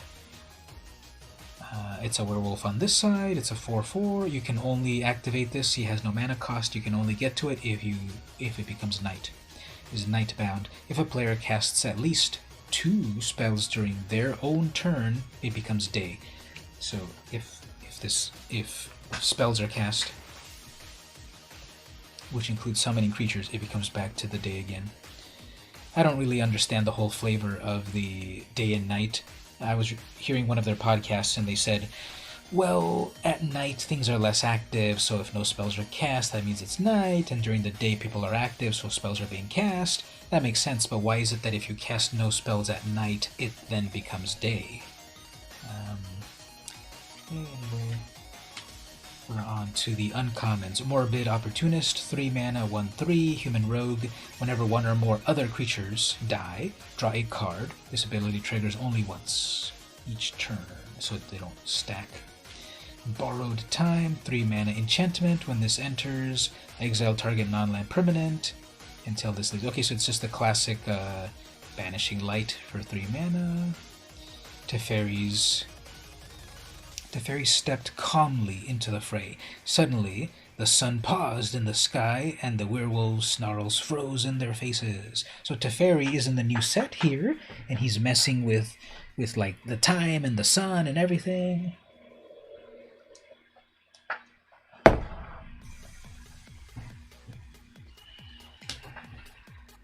Sunrise Cavalier.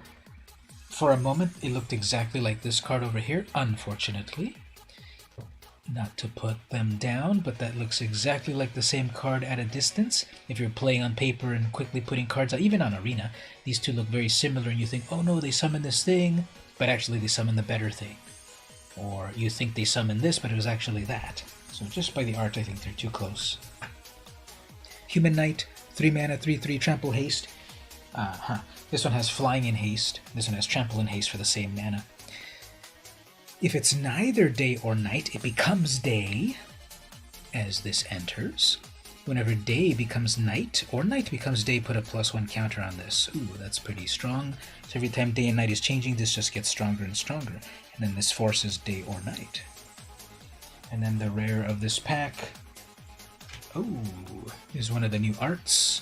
This is, I believe, called, what do they call it? The Harvest Moon art or the Equinox art or something.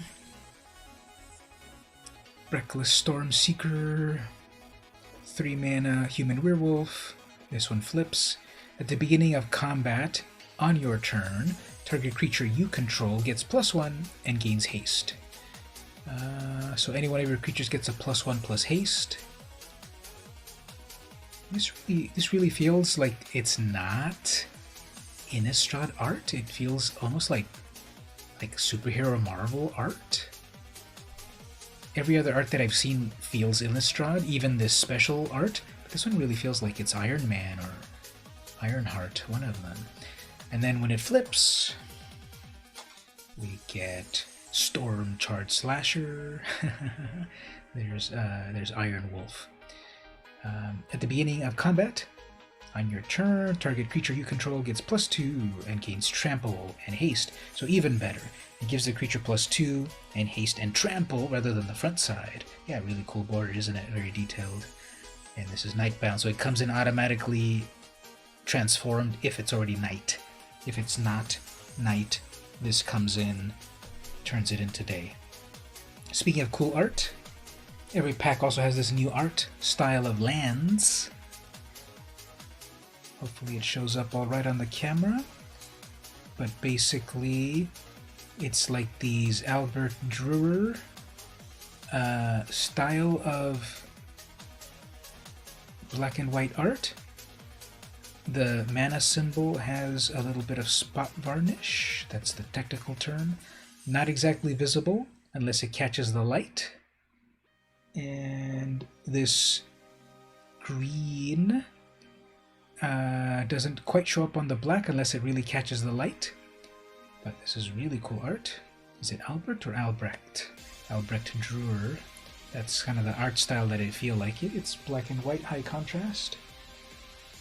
Every pack has one of these brand new lands. Then we get Pumpkinhead here, 1/1 human. So apparently, a plain old zombie is usually a 2/2, whereas a human is a 1/1. I think flavor-wise, a living human would be stronger than a dying, decaying zombie. That's what I think. And then yet another one of these flip card things. So you can put this into your sleeve so that no one sees what it is. And then it flips. That's one booster pack. I have 6 more. Let's open up one more, but I'll do it faster, and then we'll get back to the gameplay. Just because there's a bunch of brand new cards to check out, and the stream would be 6 hours long if I go too slow. So we'll open one more, a little bit faster. Just very quickly, Component Collector, it's a creature. Crawl from the Cellar, it's a sorcery. Duel of Dominance, it's a sorcery. This is hilarious. Stuffed Bear. It's a 2-mana artifact, and then you pay 2 and it comes to life as a 4/4 green bear artifact creature until end of turn. Stormrider Spirit. There's a lot of spirits in this set as well. Gavany Silversmith. Famished Foragers. I'll slow down on the uncommons and the rares. Revenge of the Drowned. Here's a flip card. Bird Admirer. I have a bad feeling, because on the front side everything's always nice, and on the back side it's evil. So 3 mana, 1/4, and this is a lot of flip cards in common. Human, Archer, Werewolf. It's got Reach, it's got Daybound. She won't rest until she's collected specimens of every bird on Innistrad. That's kind of dark. Then she flips over into Wing Shredder. She's got Reach, she's a 3/5. So as a human, it's a 1/4. As a werewolf, it's a 3/5. Turn the Earth. Here's the uncommon. Green instant. Choose up to 3 target cards in any graveyard. The owner of those cards shuffle them back. You gain 2 life. Pretty bad. And then you flashback, so you can cast it again from the graveyard, and then you exile it. Back in the old days when they introduced flashback, they put a little tombstone on the top left corner. And that was to remind you, when you look at your graveyard, oh, that's a tombstone, I can play that again later. But now because we play digitally and all of that, they don't do that anymore. Grizzly Ghoul, so here's the new Evil Dead Grizzly Bear. 4 mana, 4/3, Zombie Bear, Trample. This enters the battlefield with a +1 for each creature that died this turn. This might be the set that you actually pick up. Yeah, there's so many great stuff about zombies and horror and art and everything. It just came out. That's a really cool zombie bear. The hunters spent the evening celebrating their kill and the rest of the night running from it. What a twist. And then we've got a Kessig Naturalist, 2 mana. Human Werewolf, it's a 2/2. Whenever Kessig Naturalist attacks, add red or green mana. Until end of turn, you don't lose this mana until your turn ends. So it's the new Blood Braid Elf, sort of.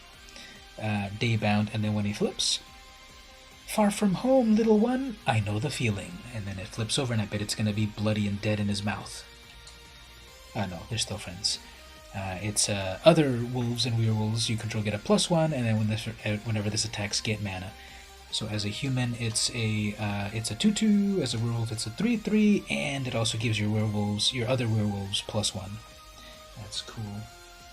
And we got the rare Falcon Wrath Pit Fighter. Remember that old video game? Who remembers that old arcade game, Pit Fighter? It came up before Mortal Kombat, and it was the game that was photorealistic. It looked so real, them beating each other up. And then eventually after that came out Mortal Kombat Part 1, which was even better. So whenever you see Pit Fighter, it reminds me of that game. 1 red mana, Vampire Warrior. It's a 2/1. 1 and a red and a discard. Sacrifice event. Oh, actually, one and a red, a discard, and a sacrifice. Draw 2 cards and do it only on an opponent. Only if an opponent lost life. This card is horrible. You have to pay 2 mana. You have to discard a card. You have to sacrifice a creature, and you can only do it if the opponent lost life. Well, at least it doesn't have a tap, so you can do it multiple times. I guess that's what they want you to do. They want you to sacrifice. No, but you even have to discard. If it was just a sacrifice plus all of that, plus the life gain, the life loss, I could live with it, because you can sacrifice your decayed zombies, but you also have to discard a card. This is way too much. You believe you might have played that one. It sounds familiar. I can put it on screen in a moment. That's insane. You never heard of Pit Fighter? You thought Mortal Kombat was the first? No, we'll look at it in a moment. It was pretty fun. And then next up, we've got that looks way better than the green of the forest. Just by looking at it like this, the green of the forest gets really lost, but then the red of these mountains looks amazing. So if only they were able to print the green better, but the red on black looks amazing. The green on black doesn't, but that's one of the new mountains. That looks amazing. Full art black and white lands. And right here we have a foil duress. Speaking of duress, here's a foil one. That looks amazing. It almost looks 3D, like it's popping out of the camera, right? And it's just so good, like all of that darkness chained up and everything in their S&M bar right there. Really cool art. Get another human. At least are they double-sided? Nope. But then one more of those. This might be a bit off topic. I remember the game Karate Champ for the NES, of course. Those were some amazing games. If I'm thinking of the same Karate Champ, then we are thinking of the same thing. But if it's a different karate game, those ones look like pictures that you draw. I think so, that black and white style. Arcade, I think there was a Nintendo version, but there was definitely the arcade version of Pit Fighter. Let's look at it right here for a moment. Let's see if this looks familiar to anyone. Does this artwork look familiar to anyone? Let's see, Pit Fighter Arcade on the hardest level. It only takes 13 minutes to play this game. I'm going to play without sound. But remember that all of these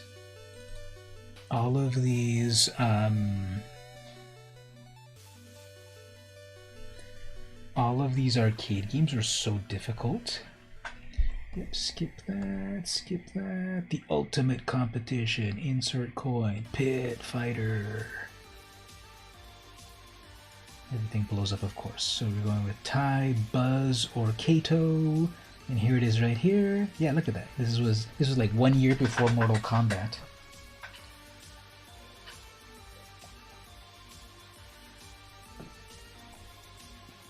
Same company, I believe. Oh, they did the infinite combo. KO in record time. And one more kick to the back of the head. And then right here what they would show is that the pile of money was slowly filling up. Standing on top of it, you can pick up stuff and throw them and everything, and cool moves. You can throw them into the crowd and the crowd would push them back. So yeah, I'll just show a little bit of it because YouTube's gonna get angry that I'm showing their work. And then of course, you know, they were an equal opportunity brutalist.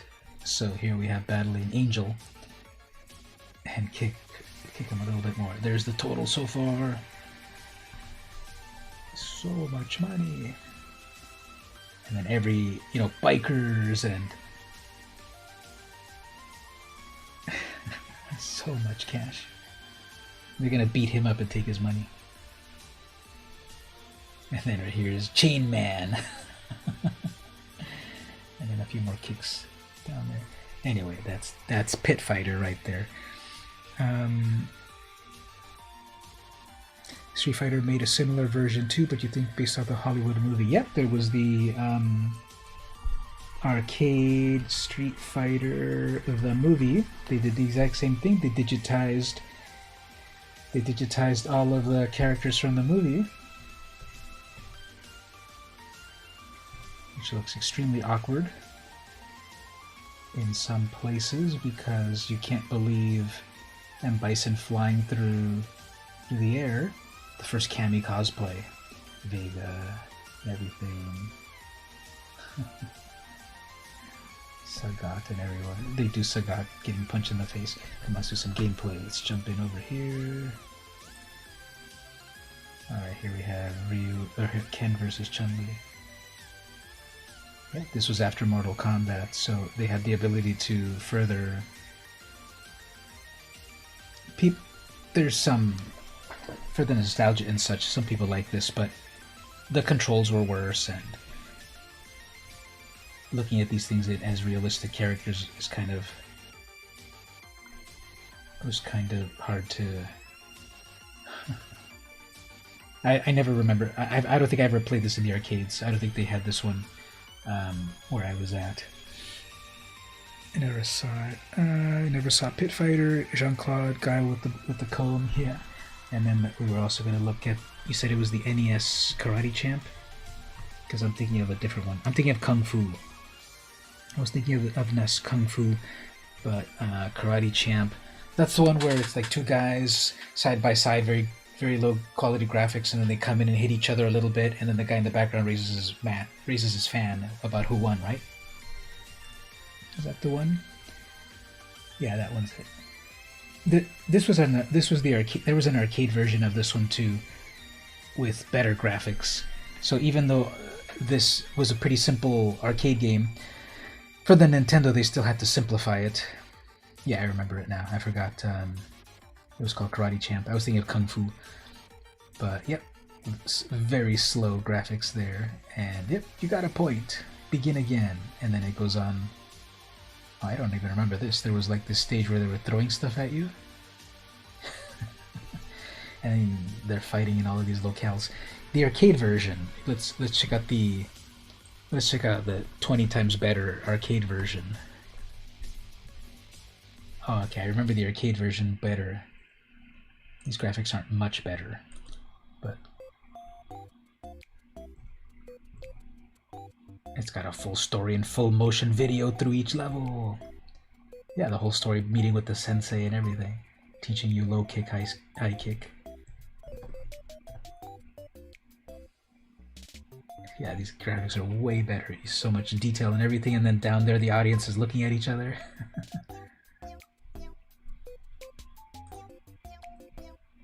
Alright, that's cool, but here's the one that you need to know about.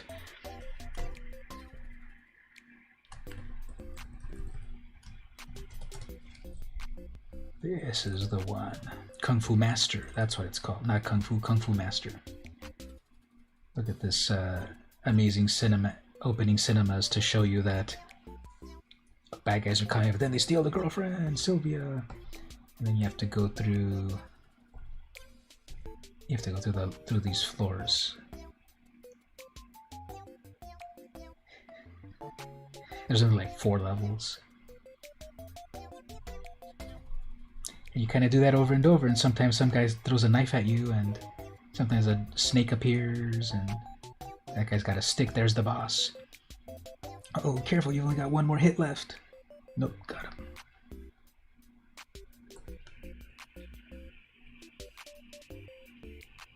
And then they proceed to the following levels. Yep, there we go. Those are vintage arcade games, all about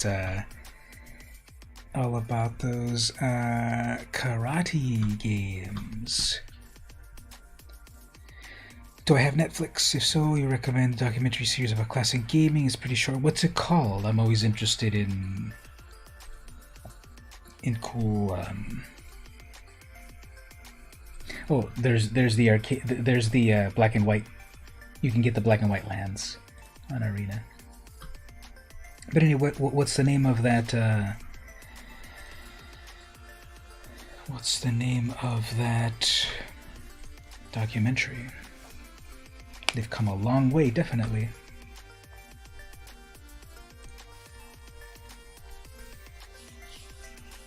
Since we're talking about NES games, one of the best overlooked puzzle games ever was Palamedes.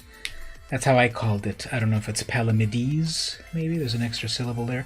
I vaguely remember the name. I don't remember the game. Is it something about flipping dice? Like you have to match... Something like that? Are there dice in there and they have to match the colors and stuff and the numbers? I'll look it up in a moment here. A lot of great puzzle games on the old Nintendo. Come on, final player, you've got to fill your seat. Don't go get water. It's called High Score. It's an 8-episode series. That sounds cool. Spoiler alert, I don't have Netflix. I don't have any of the streaming platforms, actually. But I would check that out. Alright, so we've got the draft going on. We've got Defenestrate, which is, of course, is a great removal. Early Breaker's Werewolf. I was reading a little bit of strategy, and they were saying that werewolves actually are not that good in draft. So I probably won't really go... Yeah, we have a Lightning Strike or Faithless Looting built into the card. We got Immolation as removal, the new Consider, Opt, Shady Traveler to 2/3, becomes a 4/4. Yeah, I'm gonna get the removal #1 pack. Willow Geist, it's a 1/1. When things leave your graveyard, it gets bigger. Something like that. It made like Dominoes, a matching game.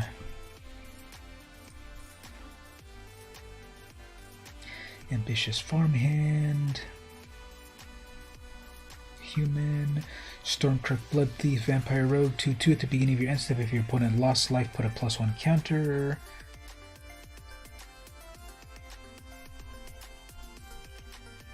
Eaten Alive.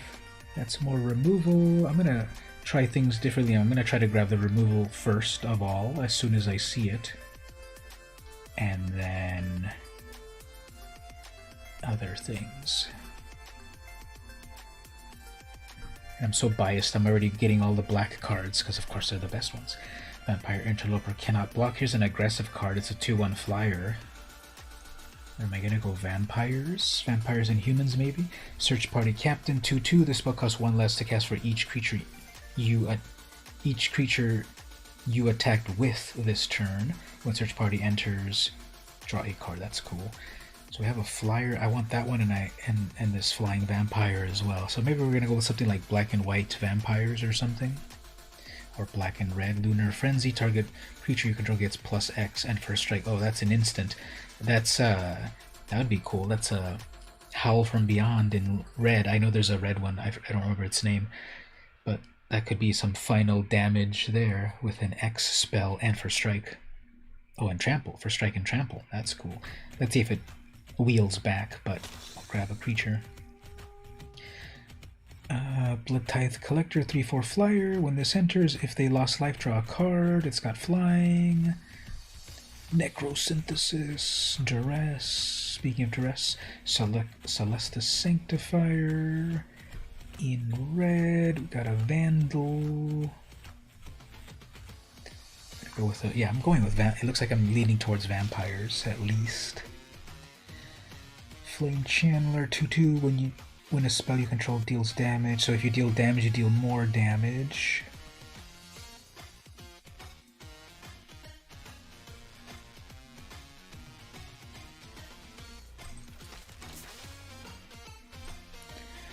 Candle Trap, enchant a creature. Enchant a creature's defender, prevent all combat damage. Coven, sacrifice this, exile enchant creature.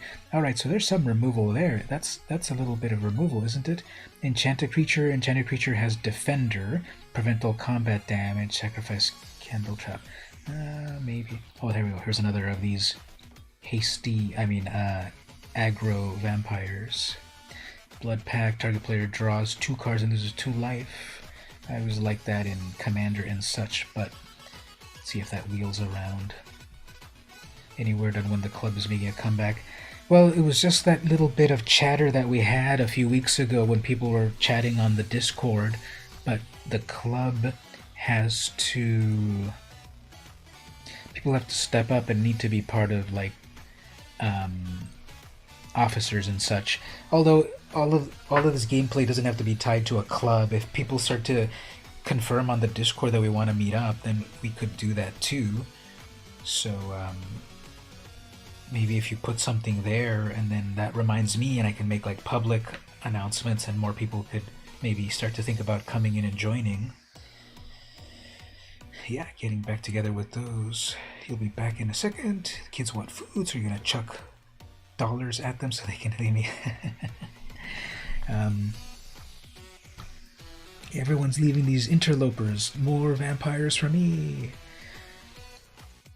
That's cool art. Famished Forager. That is really cool art. That could be a cool cosplay for someone.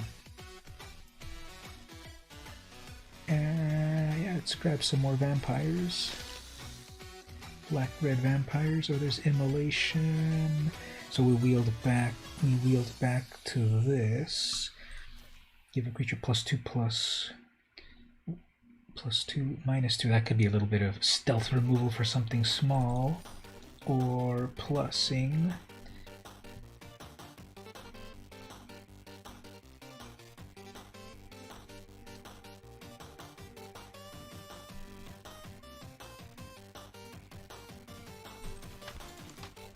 A 3-mana 3/2.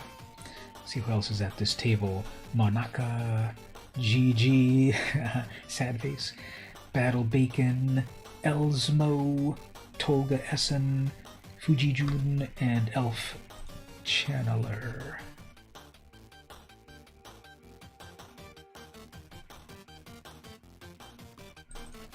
Looks like I'm going black-red. Mostly vampires with some werewolves.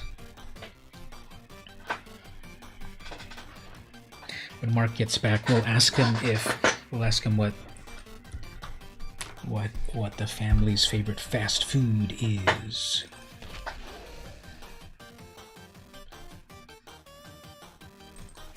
Why did it want to pick a green card for me if I've picked no green cards so far? Massive Grizzlebrand, give a creature flying when this dies. Okay, I think the equipment in this deck is pretty strong because you can just keep reusing it. So I have a lot of cool things. Also a 4/3 haster. I want those 3. No Way Out gets them to remove plus creature. Here's that one card that I showed last week about that famous painting. Oh, we're gonna grab this equipment.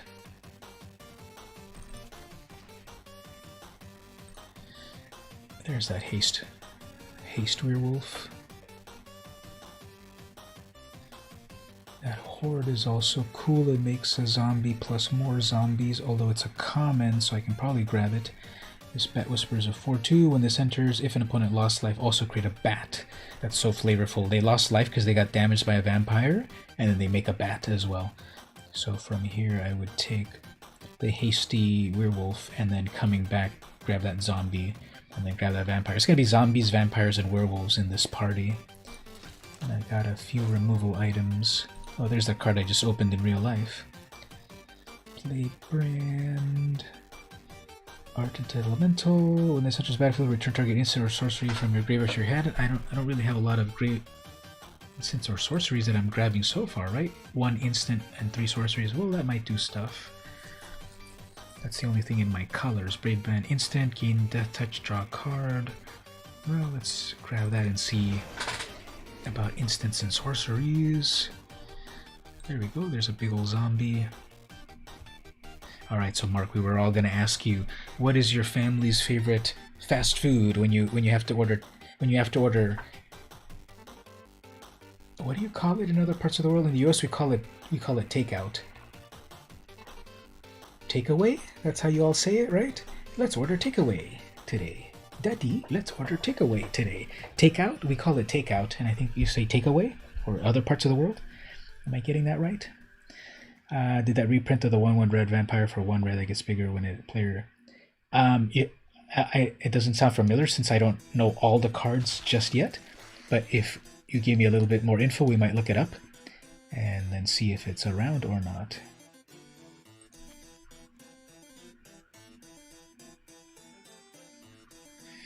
So it's a 1 mana red vampire for 1 red. It gets bigger when it hits a player. Was that the one when Rick was here last week that he mentioned that his son played against him and it got really big? Or was it a different one?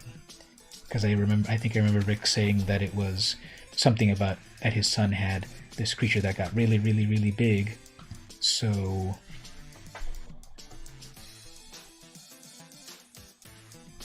maybe it's in the battlefield. I mean, maybe it's in the set, or there's a reprinted equivalent.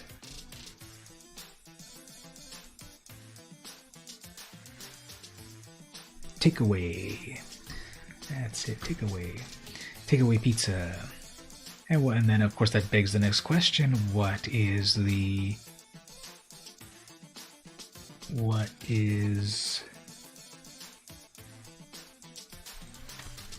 the favorite toppings?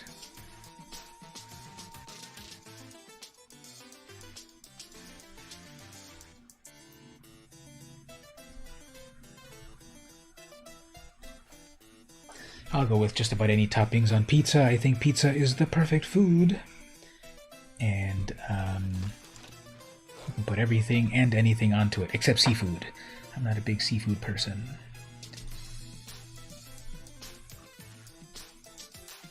Getting a lot of creatures, which I like. I'm pretty happy with the removal. I've gotten 2 Defenestrates. Instantly kill anything, except flyers. Watch the system then pair me up with a bunch of flyer players.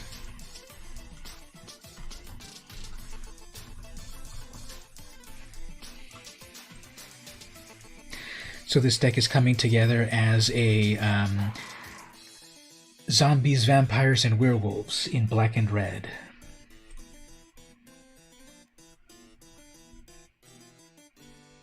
I guess there's a devil or two in there too, so it's very Halloween-centric. Alright, third pack.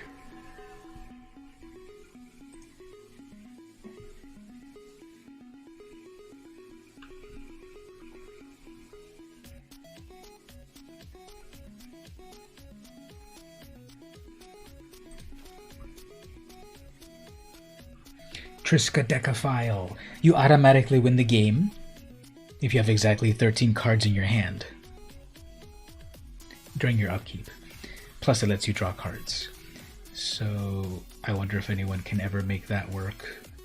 You have exactly 13 cards in hand, so obviously you have to do... Oh, and then it says you have no maximum hand size. So you... that's a cool alternate win condition. Different cards. It was from the old Innistrad. Mostly beef and onion with barbecue sauce. Alicia likes vegetarian with apricot sauce. Ooh, that sounds really nice. I would try some... I would try a vegetarian pizza with apricot.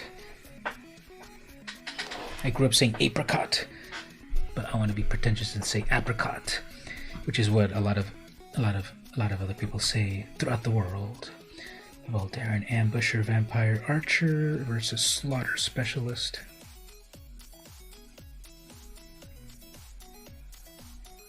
It's a 3/3 for 2 mana. The downside is that you give them 1 human. Moonrager's Slash deals 3 damage to any target. Let's grab that because we have synergy with that one creature that deals more damage when it deals damage. Blood Pact, draw 2, lose 2.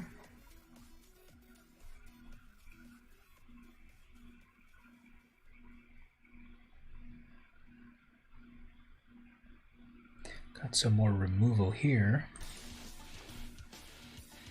In an artifact.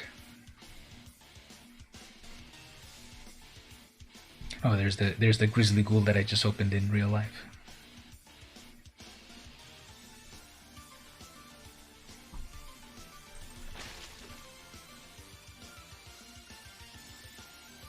Whoops, missed something in the chat. What was it that I was supposed to grab?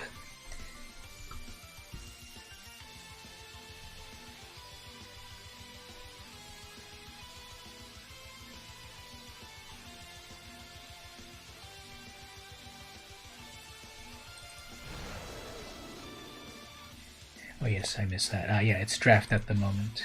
This one's pretty interesting. 1 tap, pay 1 life, discard a card, draw a card, mill a card, then put a ritual counter on this. Then, if it has 3 or more rituals on it, remove it and transform it, and then you get a 4/4. That's kind of a lot of effort.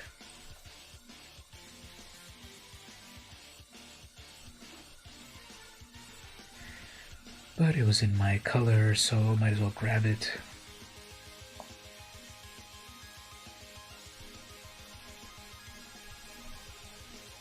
I already forgot which risk thingy it was. Everything's risky.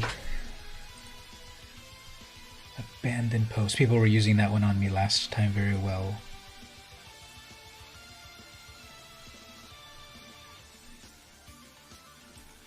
Oh, that's cool. It's a 1/2 when it dies, you draw a card.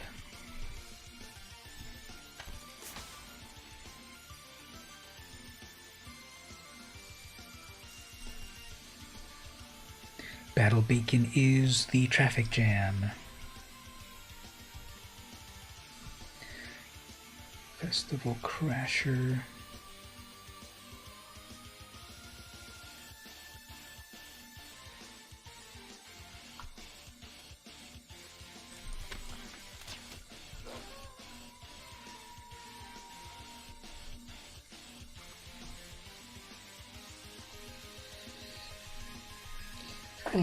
I've been liking so far what I've been picking up so far, so that's good so far. And then we get a pack with absolutely nothing. Pax Betrayal. Tavern Ruffian, final card, Neonate's Rush. That's the one I made a cheeky joke about last week. Alright, so that's that's my black-red deck. I feel I've got some pretty good things. I've got zombies, vampires, werewolves, a devil or two. I feel like I've got a lot of things to do, so we'll craft that deck in just a moment. Let's do a little side detour. We were about to look at that old Nintendo game Palamedes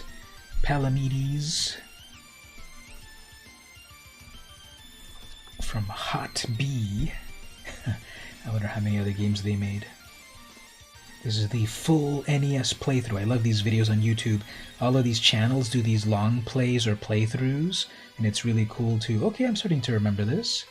Yeah, you throw, see exactly your dice. You throw your dice, and then if you match the color, they disappear, but then don't you get more points if you match them up sideways, or do you have to match them directly? And then what does it show at the bottom? Is this what's about to appear? On the bottom left, like it's the one that's about to appear is there, I guess. So you can kind of see the next 6 dice that are coming. They have the high school. Brings back a lot of memories. I vaguely remember, because I used to read a lot of Nintendo Power and all of those old magazines, and they would show every game coming out, although there weren't 500 games coming out every month like nowadays. But oh, I see, it's starting to kind of get faster now, isn't it? Now what happens if you send the die to the wrong color? And I think what you can do is I think you're switching between them. I think you press a button to switch to the color that you want. That seems what they're doing. And I guess they reached the end of the level there. And there we go, the end of the level. 1,200 points.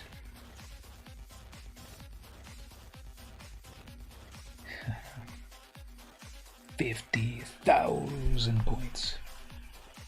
And then it goes on for many, many, many levels. Let's jump all the way to the end, actually. We'll jump all the way to the end. Is this playing on 2-player, or is this like the boss playing against you at the same time?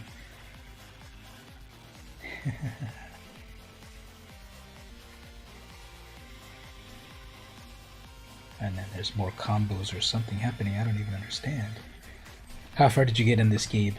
You said you remember the game, but how far did you get in it?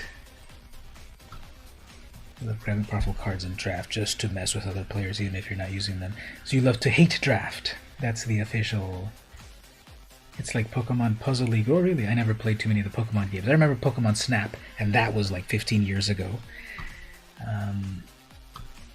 But here's our deck. Let's do the most important part first, where we sleeve up.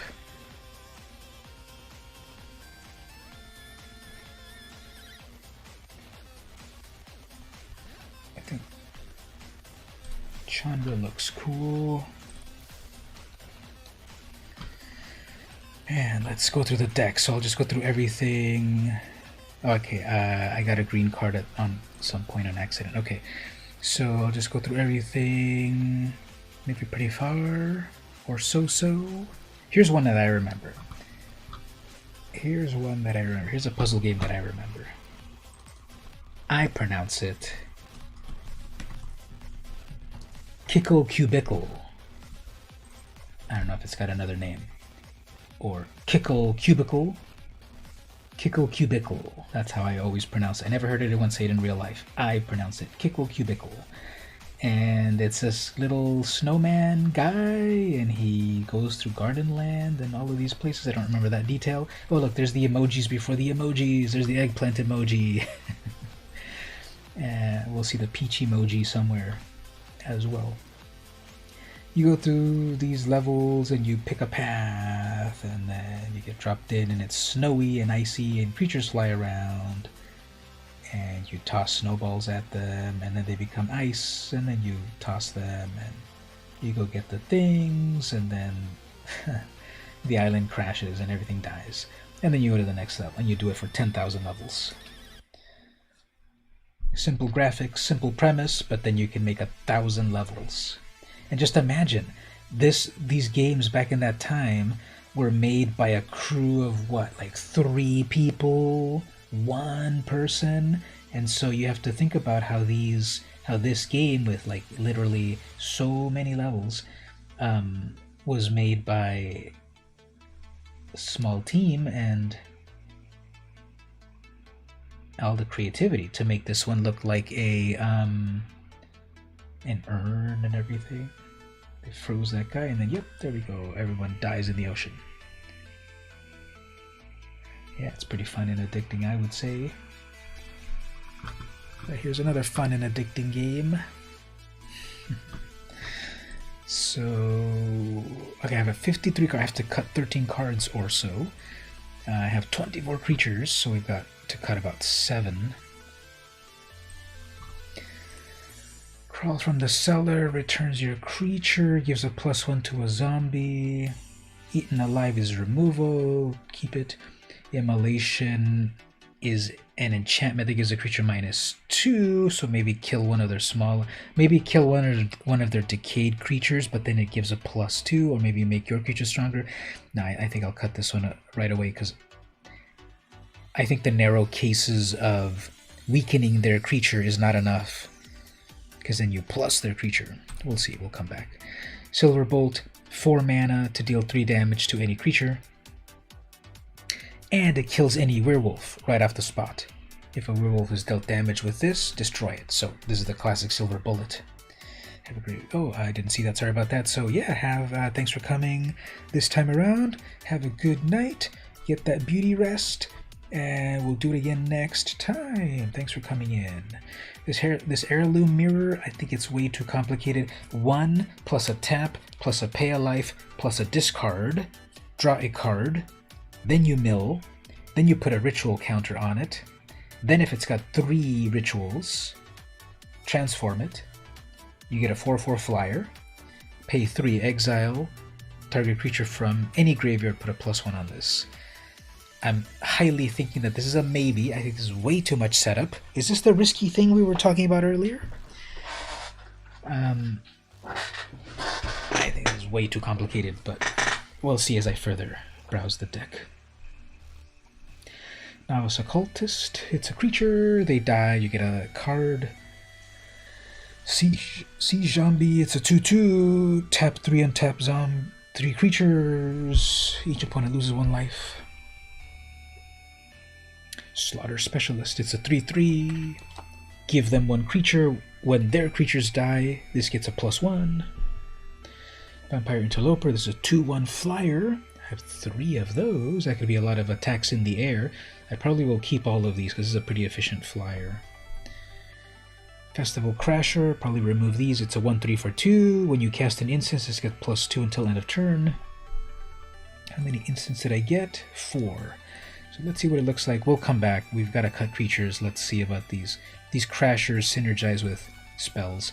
So let's come back to those, because we might do it without them first. Whenever you cast a spell, whenever a spell you control deals damage, transform this. When it transforms, it's a 3/3. Whenever a spell you control deals damage, put a flame counter on this.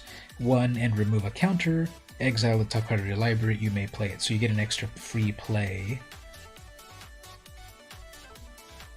It's a 2/2. If you deal damage, it transforms and gives you interesting upside. Maybe just leave 1. Lambholt Harrier, it's a 2/2 for 2. Pay 4 mana. Target creature cannot block. Okay, that might be cool to weaken their defenses. Keep these defenestrates definitely. 3 mana. Destroy a creature without flying. Hobbling Zombie, 2/2 for 3. Death Touch. When it dies, create a zombie. Mask of Rizzlebrand, 3 mana.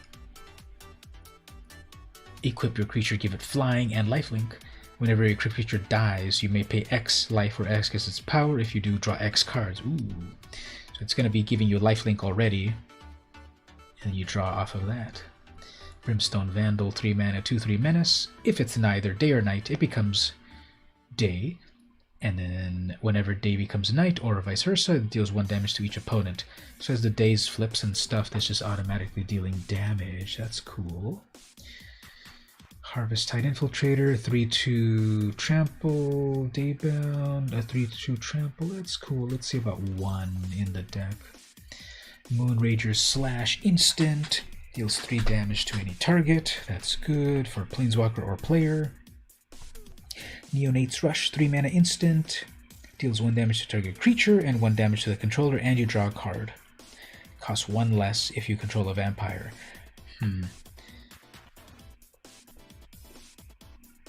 1 damage to the opponent, 1 damage to their creature, and draw a card. Pax Betrayal, steal their creature. Spell Rune Painter, 2/3. When you cast an instant, put a +1. When they're a werewolf, whenever you cast an instant, put a +2 until. Oh, this is just until end of turn. Yeah, I don't love just until end of turn things. Ardent Elementalist. When this enters, return an instant or sorcery. I could get that Defenestrate back again. The Ruffian is a 2/5.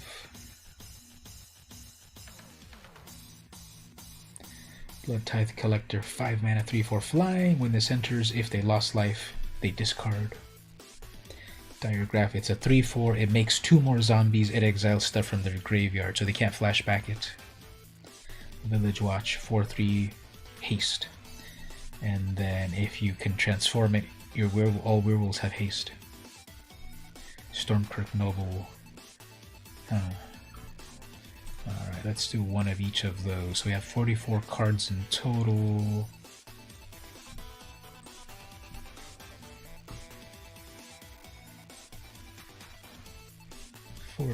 Cards. We're at 41 cards. Okay, everyone. Should we keep this heirloom mirror? Or go down to exactly 40 cards? So once again, this could create a 4/4 flyer, which could become bigger every time you exile your own thing from the graveyard. But in order to get that 4/4, you need to do this 3 times. Pay 1, tap it, pay 1 life, discard a card. And every time you do it, you mill 1 card. And then after that, you have a big ol' scary 4/4 demon with amazing art, looking at it through the in the mirror, and then it breaks through the mirror. So think about that for a moment. I'm gonna do 1 quick little break. Should we cut the 1 final card?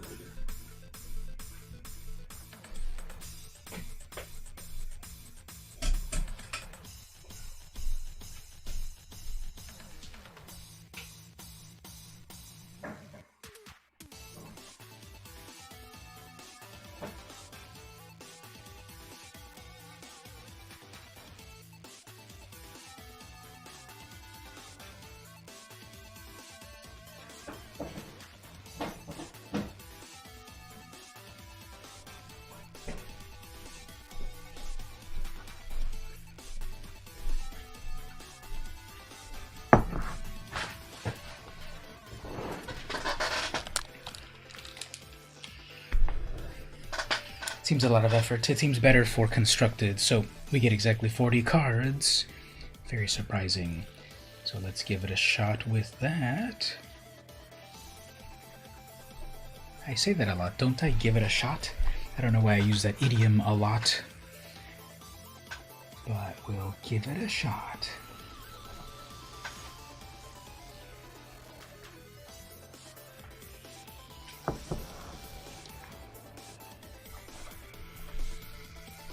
I go first. I get my 2 flyers right off the bat. Then eventually a big ol' zombie. No removal, but maybe while we're attacking in the air, they won't even have a chance to think.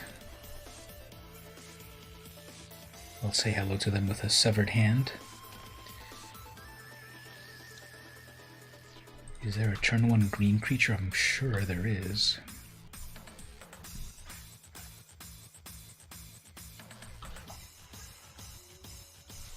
Guess not. Okay, we will conceal that we're playing black until it is too late.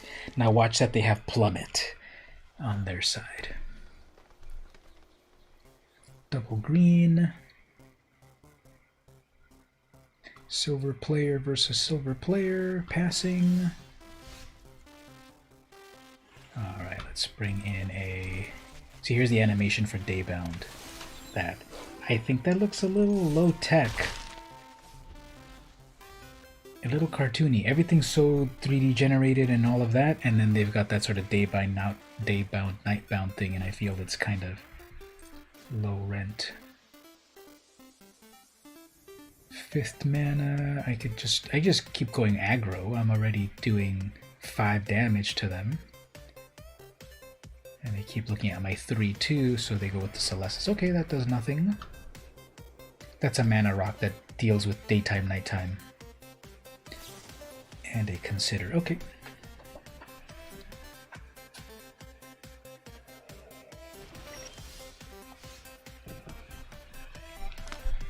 How does this work again? Daytime and nighttime changes. If a player casts no spells during their own turn, it becomes night. So if I don't cast my creature, it'll become night, and then I'll get a 4/4 with trample. So I have to hold back, and I guess I'll do that. Let's give that a try. I'll make it night.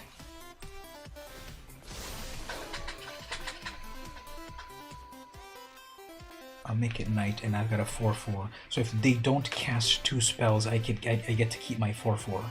If they cast 2 spells, it goes back to the human.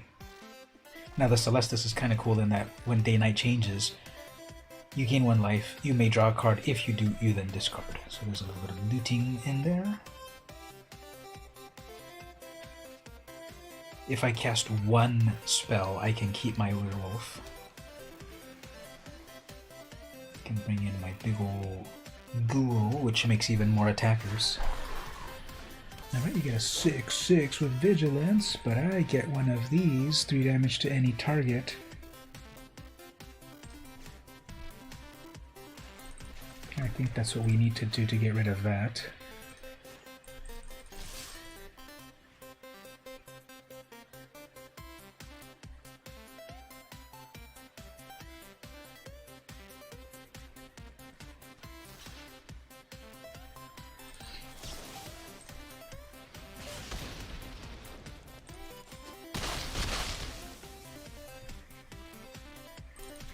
Back to day.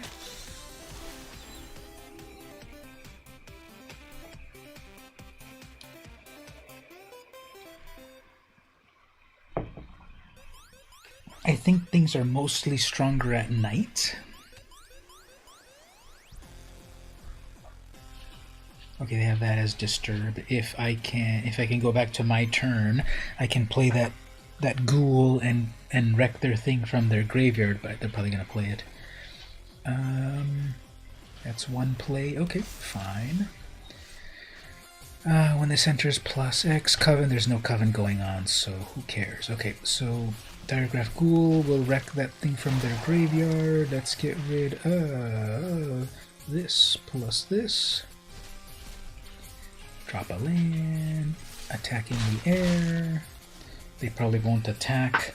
They'll probably hold back. I'll attack with everything. I'm just doing a big old zombie rush. Zombies and vampires. Well, I had everything played, and then they're done. I had everything going on, didn't I? I had vampires and zombies and everything. And they win.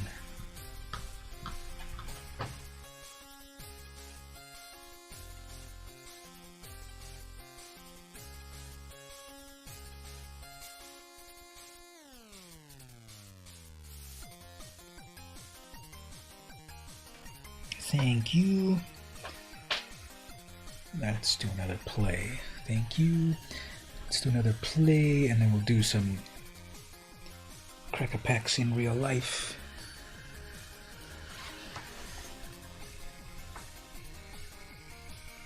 The cat's wandering all over my feet. I go first again. I don't have the same aggro exactly as before. Yeah, I don't have anything until turn 4. That's not good. Not good at all. Alright, that's better. I want to toss back some land. because I'm sure I'll get land. I only need 3 and I'm in business. Playing white. Third land, I get my 3-2 again. There we go. Going aggro again.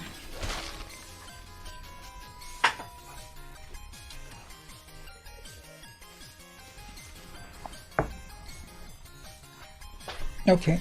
Discard 2 things. They make their own decayed zombie. It cannot block.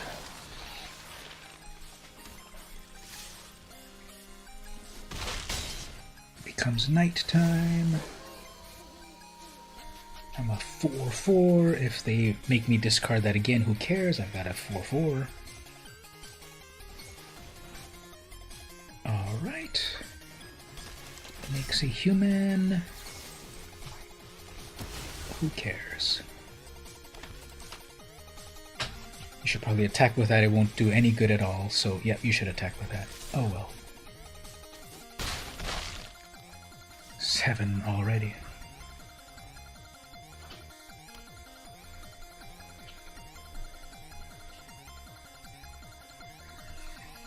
They're playing black and white humans, I guess, which usually has lifelink.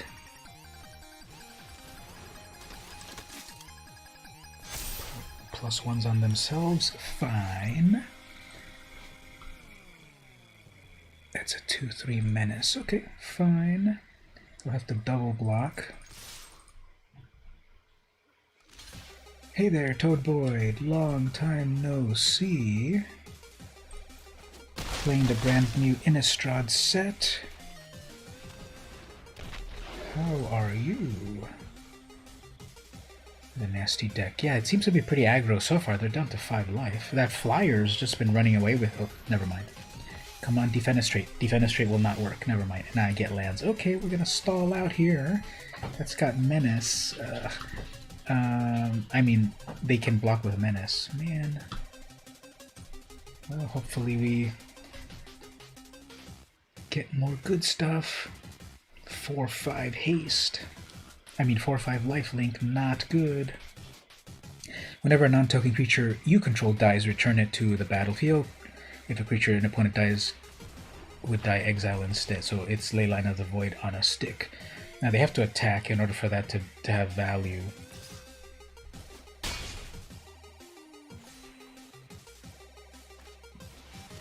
And then a discard. And that's a damage. And then there's a nice for some reason. Okay. So yeah, this is gonna turn things around. I don't have any real way to get rid of that 4-5.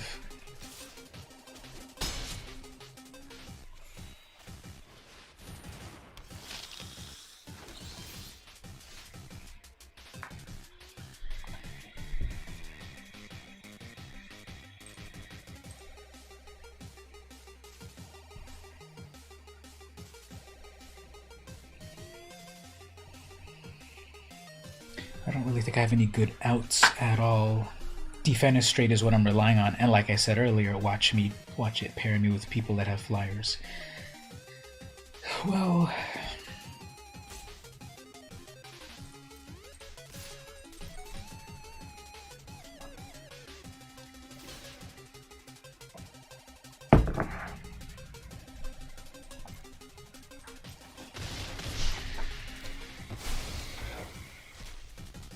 and that just goes back to their hand. Yeah, I don't think there's any way out of this.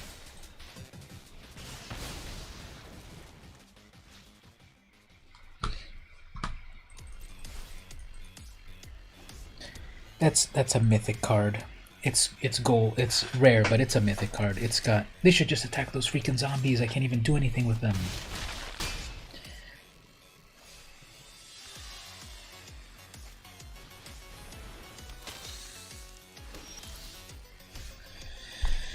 Yep. That definitely swung around with the one rare card.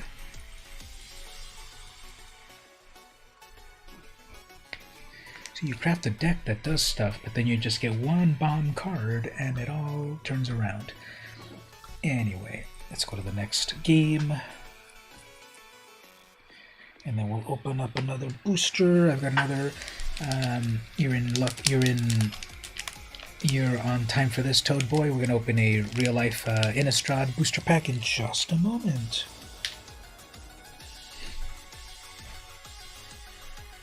Okay, got the 2 mana, 3 mana, 4 mana, 1 removal. They go first. I get a blocker plus a card draw.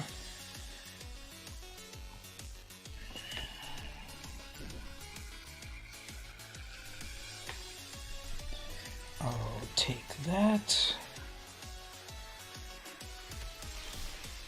Playing red, they splashed for the nice lands.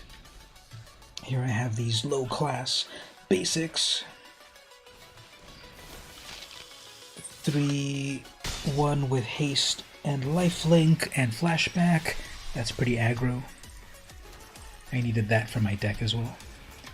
They can play it one more time. I guess if they play it, I'll block, which then draws me a card.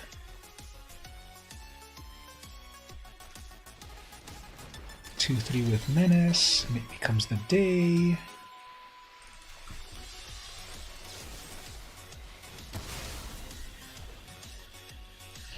Keep the blocker because they'll attack with their 3/1. If I block it here, I'll get rid of their 3/1 and draw a card.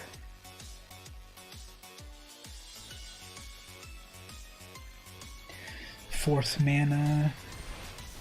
See, obvious player is obvious.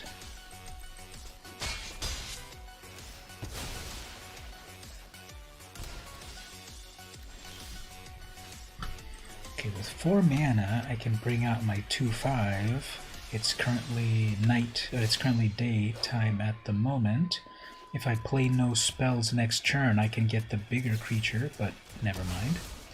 I have 1 red mana left. Okay. I have a lot of possibilities. Okay, bring this out here. Bring this out.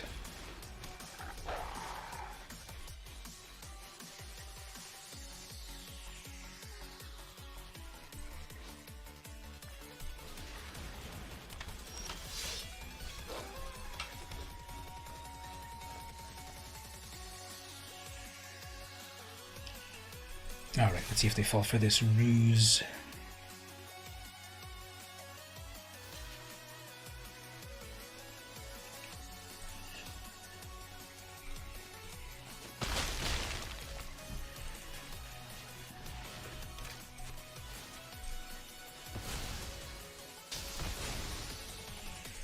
Whoops. Although I am emptying out my hand. Come on, cast the 1/1 so I can neonate. I can neonate it.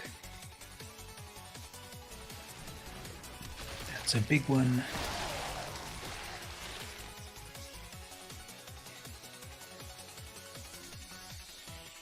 Two decayed zombies I cannot block. We got 24 life. Became nighttime for no big reason.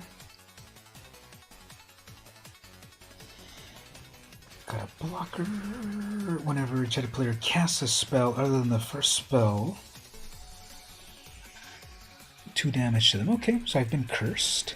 If I cast a second spell, I get damaged. Have to just be careful to not cast a second spell. Whenever you cast an instant or whatever, this comes in as daybound. No, this comes in at nightbound automatically. Fine. Oh, we got some new follows over here. Actually, it looks like spam. Haas 3. Oh, yeah, we're getting totally spammed. We're getting spammed over on Twitch. I need to do something about that. How do I do something about that?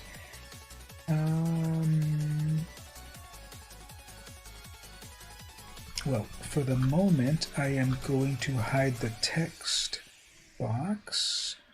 Discord text, where's that at?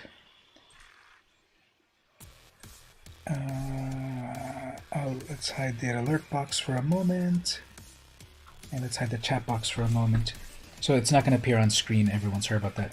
But I'm getting spammed or hacked or something, I don't know, over on Twitch. Yet another downside for Twitch. So, I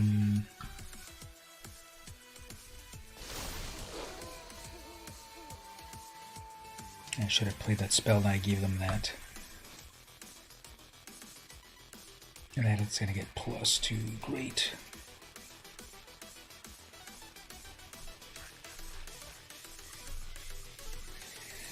So, how does Twitch handle when people kind of invade your chat like that? Oh, I guess they're smart enough to fix it already. I guess I'm not getting any more notifications. So, one decayed creature.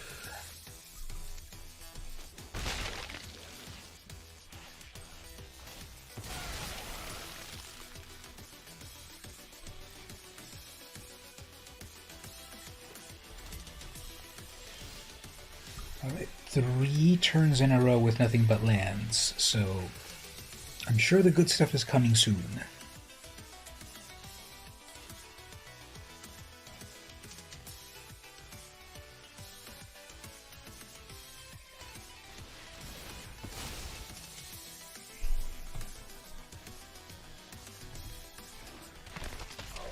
Seven, 6 menace. I really need that defenestrate.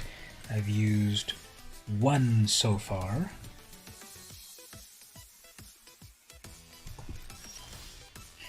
Four lands in a row.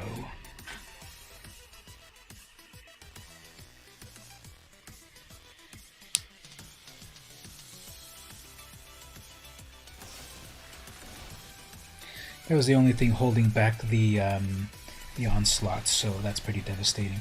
And 4 lands in a row is also completely game over, so let's not waste our time. I think the Twitch spam ended, so I can put the chat box back on. That was the first time in all of these years that I ever had any of those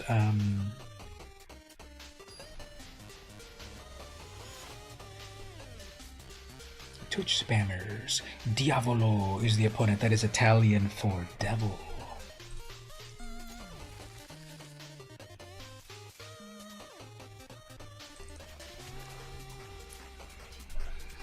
Nowadays I have to remember to look before I move my chair because the cat's been liking to kind of lay down in the areas over here.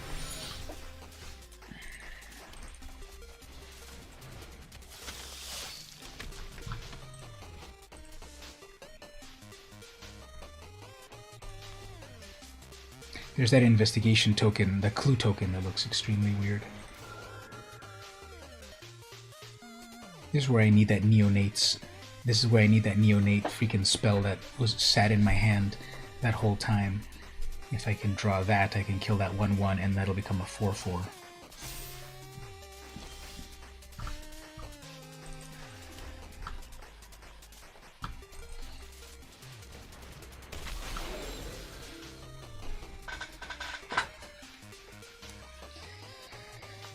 They seem to be playing blue-white. They might have missed the land drop. No, they're on track now.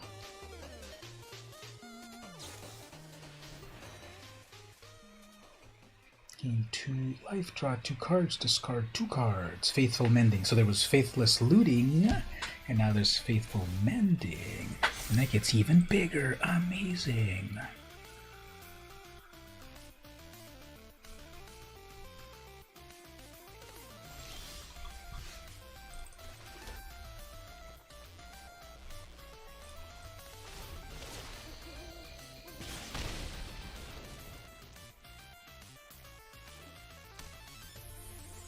A lot of flashback and disturb cost cards going on.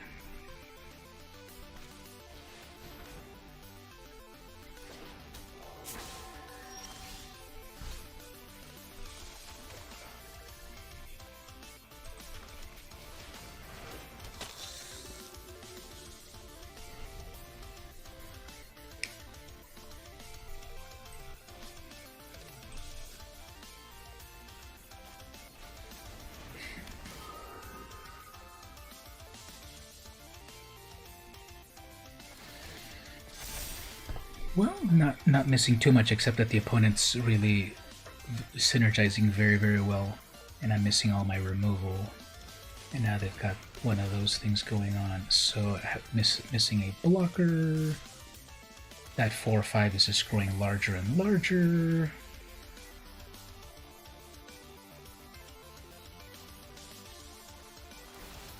Every time you draw a card, that gets larger, so this is going to be big trouble. There's finally something.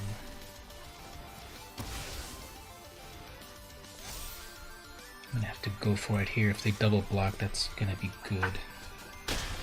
Okay. Then bring out another blocker. This has got Death Touch.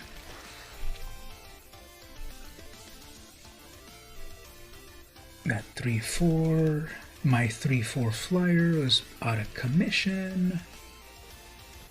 Yeah, they got every one of those shifters. I think we found the meme card of this set, because those get larger so easily. When you play your second card, see that they're already going to get big. Whenever you discard a spirit, do this. So they're synergizing very well on that deck.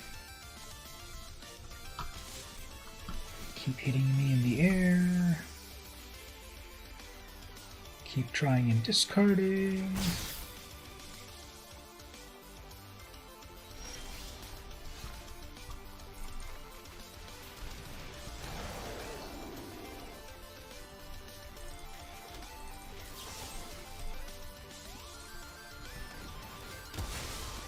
Got back to defenestrate.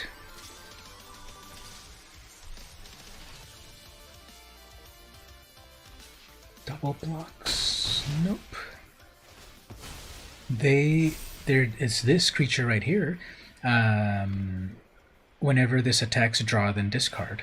So on either side of this is this looter built in, and that's really helping with their strategy. Candle Trap. Now something happens with Candle Trap. If I have Coven, I can get rid of it or something, right? Prevent all combat damage, sacrifice Candle Trap, exile the creature. I can only activate Coven if I've got 3 different powers, which I do, so I can get rid of Candle Trap, can't I? Oh, and I have to pay white mana, never mind.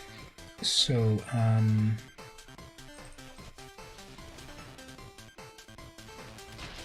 I guess Candle Trap is better than you would think.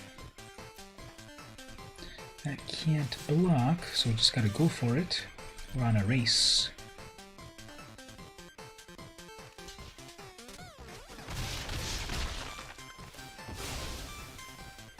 There's no way for me to get rid of that Candle Trap.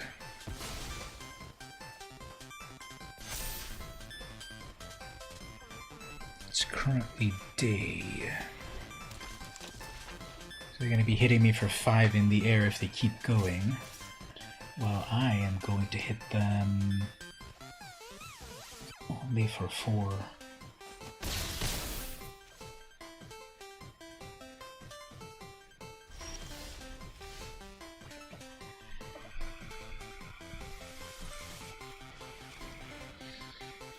So once again, I'm going to lose again because this defenestrate, of course, it's got me against flyers, and I'm going to be getting 5 in the air.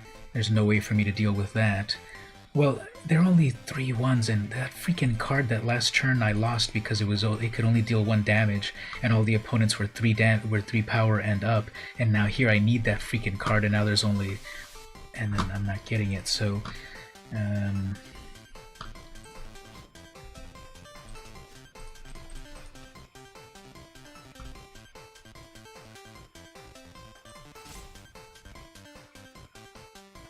and then they have this thing that can come to life, right? Sacrifice this, put a soul counter if there's 3 souls. So I'm not going to be able to win this race until I get one of those damage spells. I have 2 turns left because they're hitting me for 5 in the air. Plus they've got some flashback things. I guess I can use my Siege Zombie, draw a card, there's another flyer, yeah, I'm dead.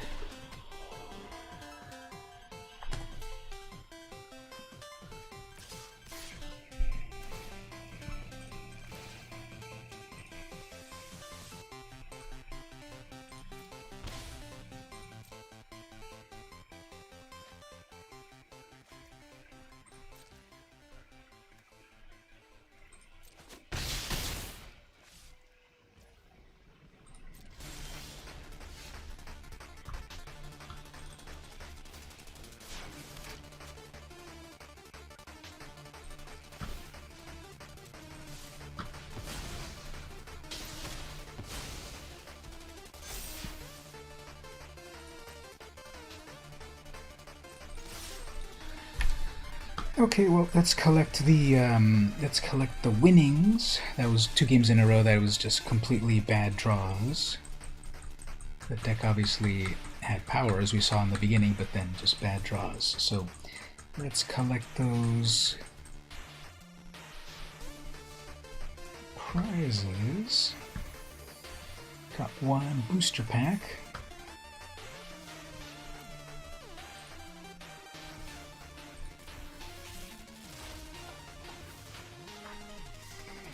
There's that Bramble Armor, Famished Forager, Voltaire's here. That looks really cool art. Her dress looks really nice with all the like spiky teeth design.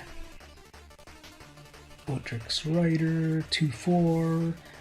When this or another creature dies, put a +1. Blood Type Taker, and the rare is a mythic rare. I'll take that.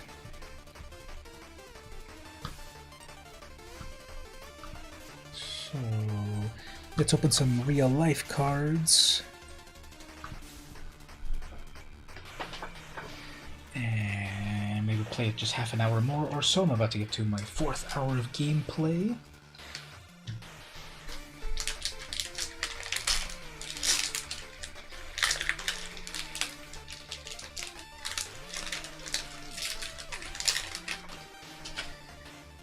Abandoned post. I'll go through the comments quickly. Startle. I can't believe it's been 30 years of Magic and they finally used the name Startle. Olivia's a Midnight Ambush. This one's fun. Give a creature -2/-2, but if it's night, give a creature -13/-13. Howl of the Hunt. Celestus Sanctifier. Ritual Guardian. Moon Ragers Slash, Mounted Dread Knight. Gale Drifter flips over to Whale Drifter. Ha, that's funny. Gale Drifter, it's a Hippogriff, and then Whale Drifter is a Hippogriff Spirit. Ominous Roots, uncommon. Enchantment, when this enters, or whenever you cast a spell from your graveyard, create a 1/1 Bluebird. And it has, this creature can block only creatures with flying. They call it high flying, that it can only block flyers. Flyers blocking flyers. We got Lunar Frenzy. Red +X. Target creature you control gets +X. And Trample. Yeah, I saw this one on the draft. This would have been useful. Death Bonnet Sprout. Flip card. 1 green, 1/1. Fungus. At the beginning of your upkeep, mill a card. Then if there are 3 or more creatures in your graveyard, transform this. And when it transforms, it becomes a Death Bonnet Hulk. It's a 3/3. And then at the beginning of your upkeep, you may exile a card. If it was a creature, it gets a +1. And then the rare, one of the new dual lands. So Shipwreck Marsh. This enters tapped unless you control 2 or more other lands. So we had previously, this enters tapped unless you control a swamp or island. And as the opposite, you need to have at least 2, and then it comes untapped. I think there's another cycle that it says this comes untapped unless you control less than 2. So it's the opposite of that cycle. The Bones of Doomed Ships jut out from the muck, while the bones of their sailors molder below. Got another one of the rare. One of the black and white lands. This one's even more. How much more black can this be? If you remember the Spinal Tap movie, none more black, because that's pretty black. And then a foil uncommon Vampire Socialite, Vampire Socialist, 2 mana, 2/2, Vampire Noble, Menace. When this enters, if an opponent lost life, put a +1 on each other vampire you control. That's cool. That's a Cathar's Crusade for vampires. As long as an opponent lost life this turn, each other vampire you control enters the battlefield with an additional. Ooh, this one's really over the top. Really cool. For only 2 mana, it does so much. And I got it in foil. and then a devil token, and then a flip card. Concealer.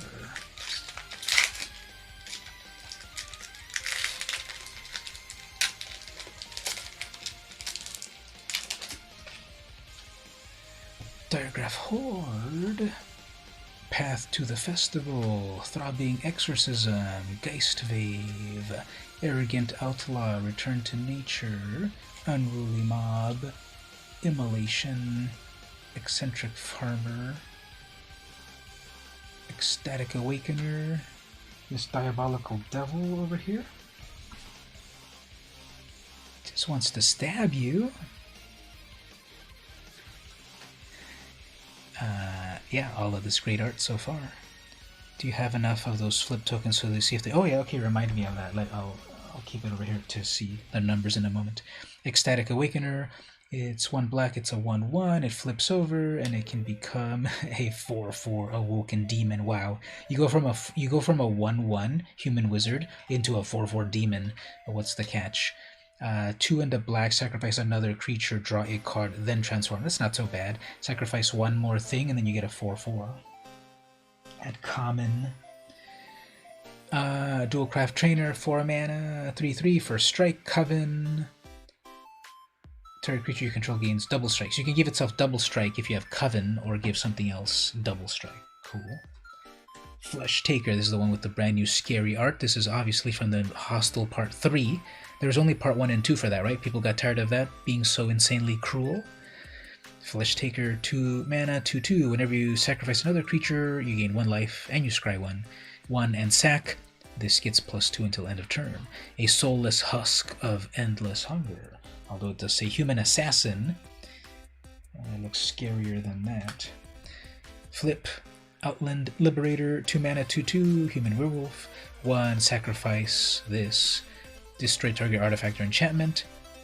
And then if it flips over, it becomes a Frenzied Trap Breaker. It's a 3/3. Sacrifice it, destroys an artifact. When this attacks, destroy an artifact or enchantment. And Nightbound. And then the rare is... Oh, really nice. This is the... This is from the cycle of the rare lands, but it's the full art land. This is very unexpected. So it's the Azorius colors. This enters tapped unless you control 2 or more other lands. Full art. Very happy with that. And then here's the white. Actually, here's the white. Here's the white land. I think that's very nice that the white contrasting with the black and white on this one.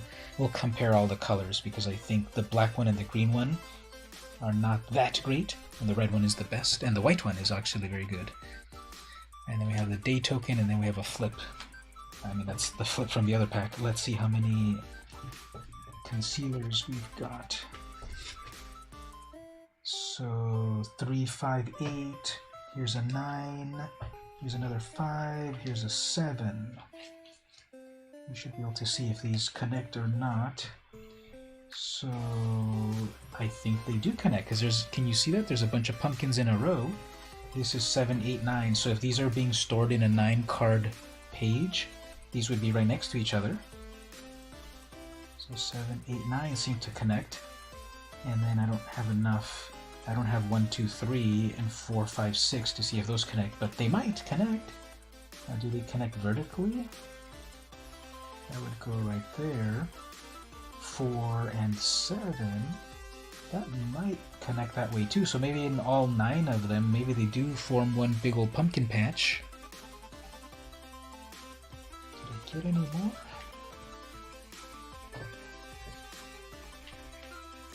I have 2 more packs, but it looks like they are connecting at least horizontally and probably also vertically. So that was a good eye catching that. And so far we've gotten 1 of each of the lands except for blue. Where did I put the white one?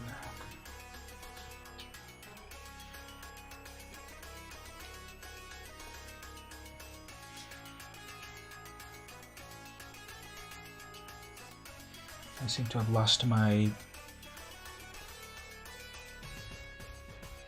planes.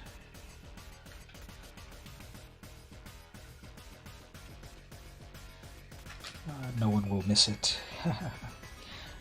But it'll show up somewhere. Yeah, where did that go? I need to replay the stream. Oh, here it is. So these don't form any panorama or anything. 268, and it's going to be multiples. It looks like, because I see 272, 277, and 275. 7. It might be 273, 74, then 75, 76, 77. Might be 76, 77. It's probably 2 at a time. And so here I've got, so far I just need blue. Those look pretty nice. And oh, I found a number 1. So there's 1 and 3. That looks like it connects, but number 2 is missing in between, so it must be more of that branch. And then number 4. 1, 3, 4, 7. So we've got 2 more packs. We'll open the last 2 packs. Let me do a little bit more gameplay, then we'll open the final 2 packs and see what the final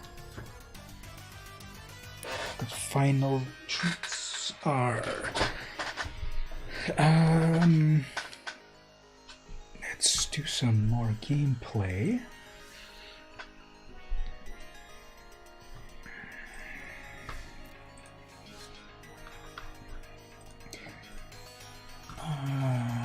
I made yet another Liliana deck.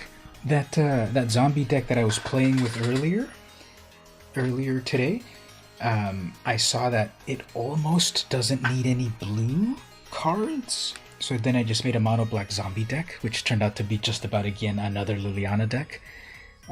So let's play with that deck just a little bit, and maybe change it up a little bit to some other stuff. Then we'll open the last 2 packs and see what... I think this is a Simic character, but I don't know what they do. Lannis, Cryptozoologist. It's only a 2-mana commander, so that's going to be annoying. Whenever another non-token creature enters the battlefield you control, investigate. Okay, so that's not going to be so bad. They're gonna make their they're gonna investigate quickly, but then I have removal, so that'll be useful. So Sturmkirk Noble wasn't reprinted. Again, I don't know all of the cards of this current set. I feel a lot of sets came out recently, so I didn't really pay too much attention about this time, but let me look it up. Stormkirk.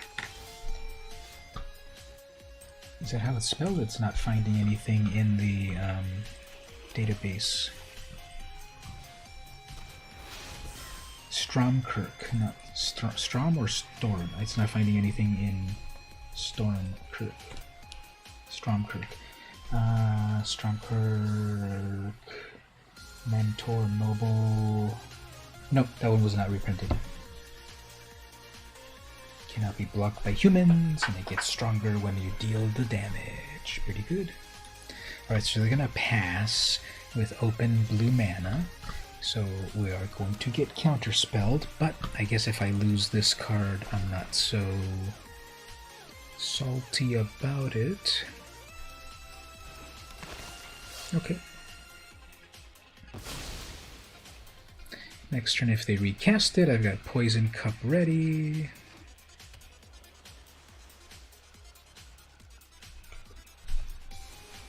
I'm gonna go with Tome of the Infinite. That's a mana rock as well. No, it's just okay. Here's the brand new card. Let's see what they get. Oh well, we don't actually see it, huh?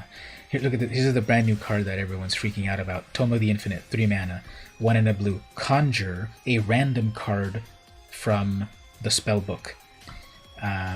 It perpetually gains. You may spend mana as though it were mana of any color.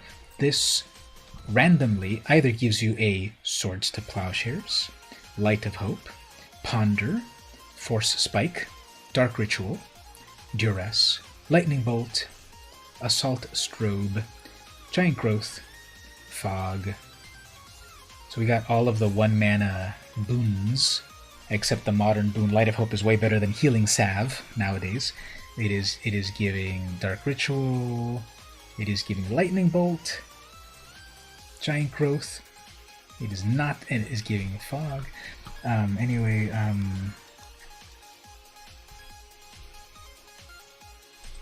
that's the new Tome of the Infinite. It makes all of those new amazing cards. Okay, if they resummon their commander, if they resummon their commander, I can -3 Liliana and replay the flesh bag from the graveyard and kill their commander again. This is only... Yep, oops, that's exactly what they're gonna do. Not a good strategy, sorry about that. Because we -3 right here. We replay this. Whoops, your commander's dead again. Synergy. Yep, reading the card explains the card. Jubbles XO2. Then I'll keep a poison cup.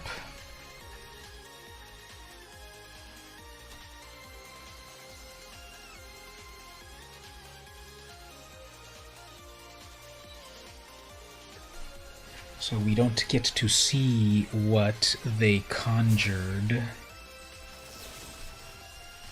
Hopefully not a force spike.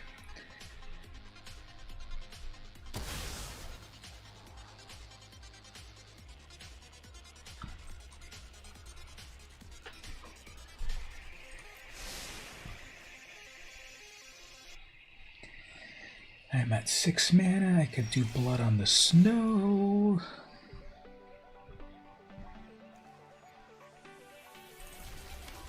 Let's see about bringing out Gisa. Even if they force spike me, force spike only costs one more mana, doesn't it? Let's mill a little more. Ah, another Liliana. Alright. Soul Guide Lantern. Get rid of that. It would be a fog, wouldn't it? Now they can keep getting the same one, right? They don't show it, and they could be getting the same one over and over. And they would be able to cast that Dark Ritual, because that's going to... Dark Ritual is going to...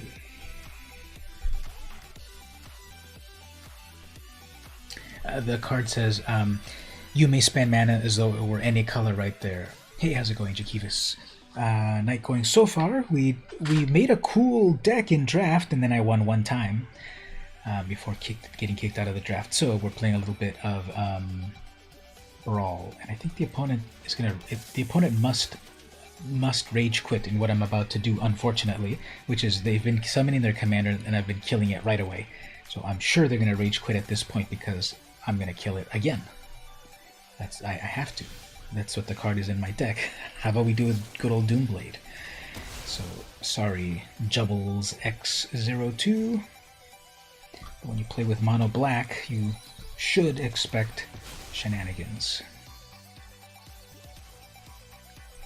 Then I will just continue to have Liliana be untouched by death, and then attack with Gisa. And I have a removal ready and a draw spell ready. They have a million cards in hand, but if they insist on recasting their commander, they really want to investigate. What does this do again? Sacrifice X clues. Target opponent reveals the top X cards you may put on. Okay, you get to steal stuff. You get to steal stuff, which is nice, but I've been killing it. Coma is also nice. It gains indestructible. Guess what? I don't care about indestructibility. And they didn't even get to summon their own. Oh, this is a mistake here. I'm pretty sure that they switched the order of that spell, because I'm automatically clicking on the right, and a moment ago, and I swear that the alternate payment cost was on the left, like last week. And here, muscle memory, I clicked on the right, which was the full payment. I had 4 mana. And I accidentally click 2 mana, give them a card. I think they flipped that, and they've done it before, so that's annoying. Now, I have an X spell, so I can either Torment of Hailfire for 5, Or I can make a bunch of zombies, wait for more mana, and torment them even harder. What do you all think? Should I Torment of Hailfire, or should I wait for it, or should I make a bunch of zombies? Did I mill any good zombies? Yes, I did. Okay, let's cast a zombie out of the graveyard. Let's exile out of their graveyard one thing.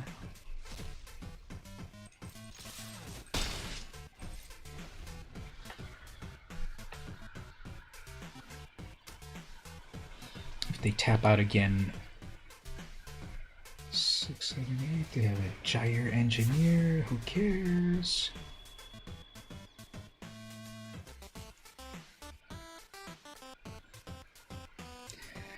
They have 1, 2, 3, 4, 5 mana. If they leave mana up. Yep, they're leaving mana up. Okay. Let's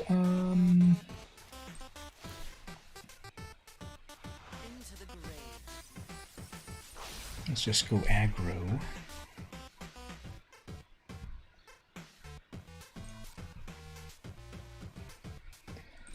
Thusly,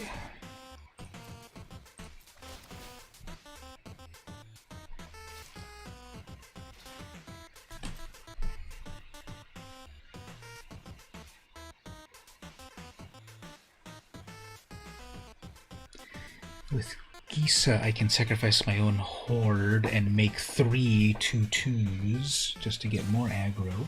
Ooh, this gets +3/+3. I could Vraska's Contempt it just to send a message. Yeah, I'm gonna try to Vraska's Contempt it.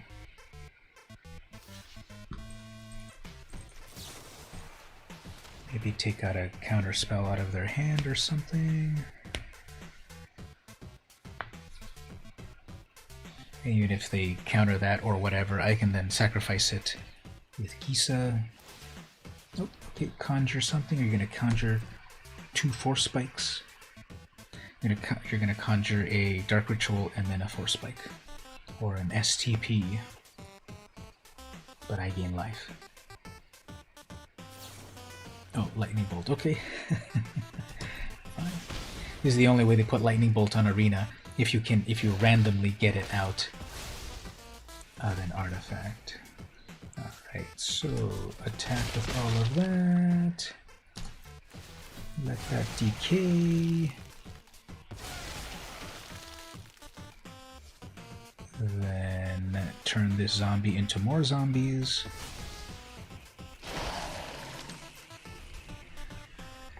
4, 5, 6, 7, 8. 6, 7. There's their 8 mana for their commander. Are they going to summon their commander again?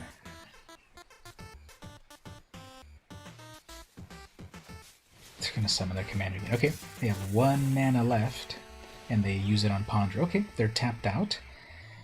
I could just attack with everything and then Blood on the Snow to wipe their commander yet again.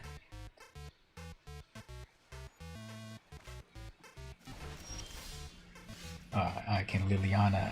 Let's have double Liliana. Let's show them. let's show them complete Liliana domination, shall we?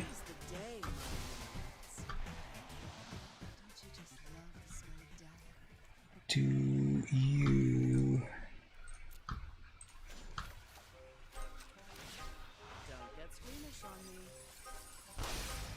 Do you? Oh, and there we go. Okay. So that's my Liliana focused zombie deck. I had this Liliana Untouched by Death in my other Liliana deck, but it wasn't a zombie deck, so she wasn't synergizing. But now, because it's definitely zombie synergies, she's really synergizing now. Especially, I've been doing this over and over, right? I've been doing the Flesh Bag, Marauder, replay trick. So that's good synergy. They never hit me or anything. They never really got anything doing on their side. Simic wasn't best prepared for mono black here. And then when they summon that big ol' whatever it's called, AC or Eric or whatever, that one Simic Snake that gets indestructible, but I definitely put exile spells in my black decks. Yes, Doomblade is amazing and such, but it doesn't deal with indestructibility, so E to Extinction deals with that. So we got Baral, Chief of Compliance. What does that one do? It's black-white and it decreases the spell costs or something? No, it's Combo, not Baral. Combo, Console of Allocation. 3 mana. Whenever an opponent casts a non-creature spell, they lose 2 life. Okay, I'm gonna have to lose 2 life when I murder your commander. They go first. Oh, I go first. Okay. Cold Steel Heart turn 1. Turn 2. Ob Nixilis is there. Poison Cup. Lots of mana. Okay. 4th mana. I guess I can start to set myself up with one of my Lilianas, but I didn't get my 4th mana. Fine. Let's be mana efficient. Double Mana Rock. Tuck that away. Let's see if they summon their commander right away. I have an answer.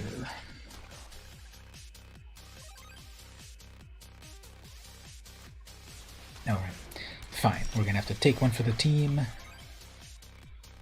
And I'm still missing land drops. Fine. Get that damage. I say, who cares?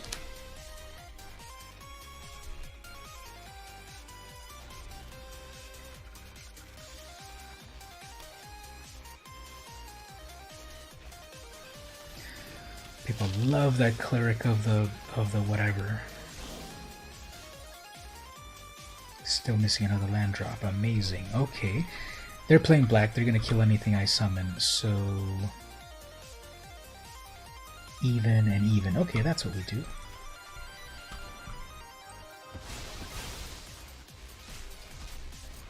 The comet hit the planet and there was an extinction event. 3, 4, 5. They have 5 mana. They'll say, surely they have no more removal. It's safe to bring out my commander. Falcon Wrath Noble, there we go. Mana, but it still comes in tapped. I have three things in my graveyard. So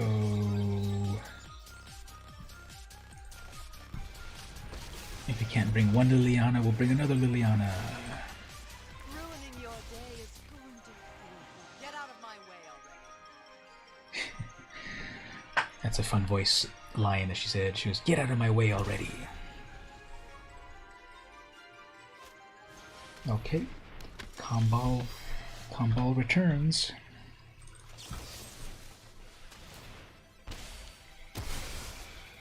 Foretell, do not want. Actually, I do want that.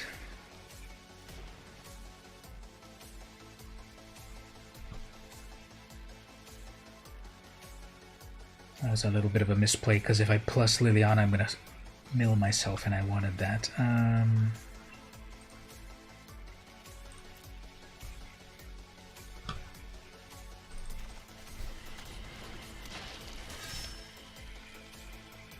No, it's a discard, not a mill. Okay,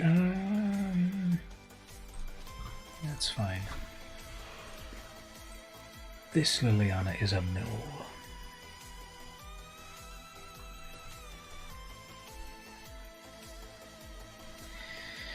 If Midnight Reaper's killed, that's a card draw. I can live with that.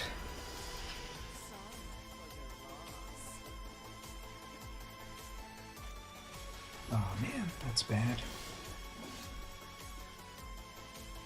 That's pretty bad.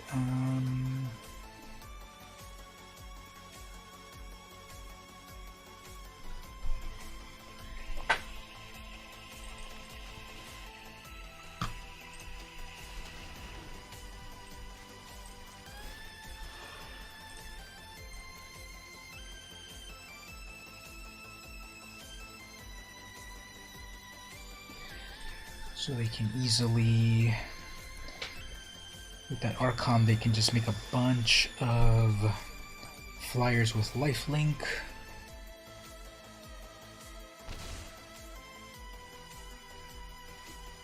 They'll probably make at least one flyer, and that's enough to kill my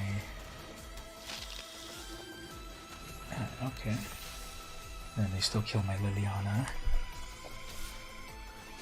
Not good. And then not trying anything meaningful.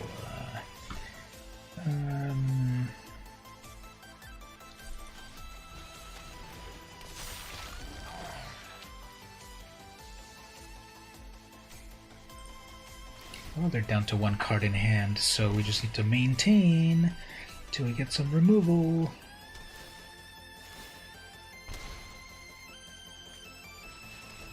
Revenge of Ravens, that's a good one. That makes him another flyer. I only have 1 zombie, and I'm already down to 10 life. So 3, 7, 8, 9. That's 9 damage right there. So I'm dead.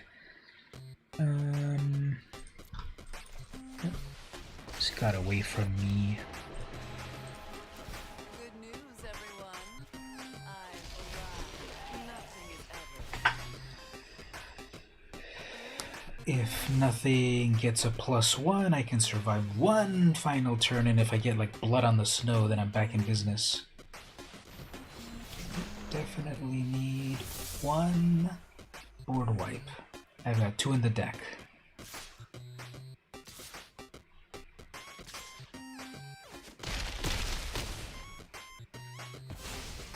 Waste of my time. Never mind.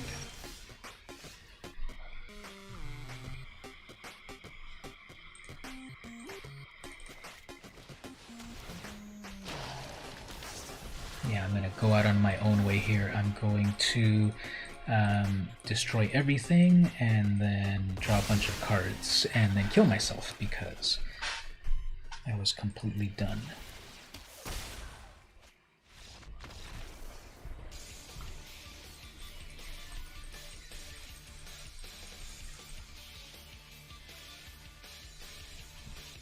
Alright, let's open the final booster pack over here. We've got 2 final booster packs of the night.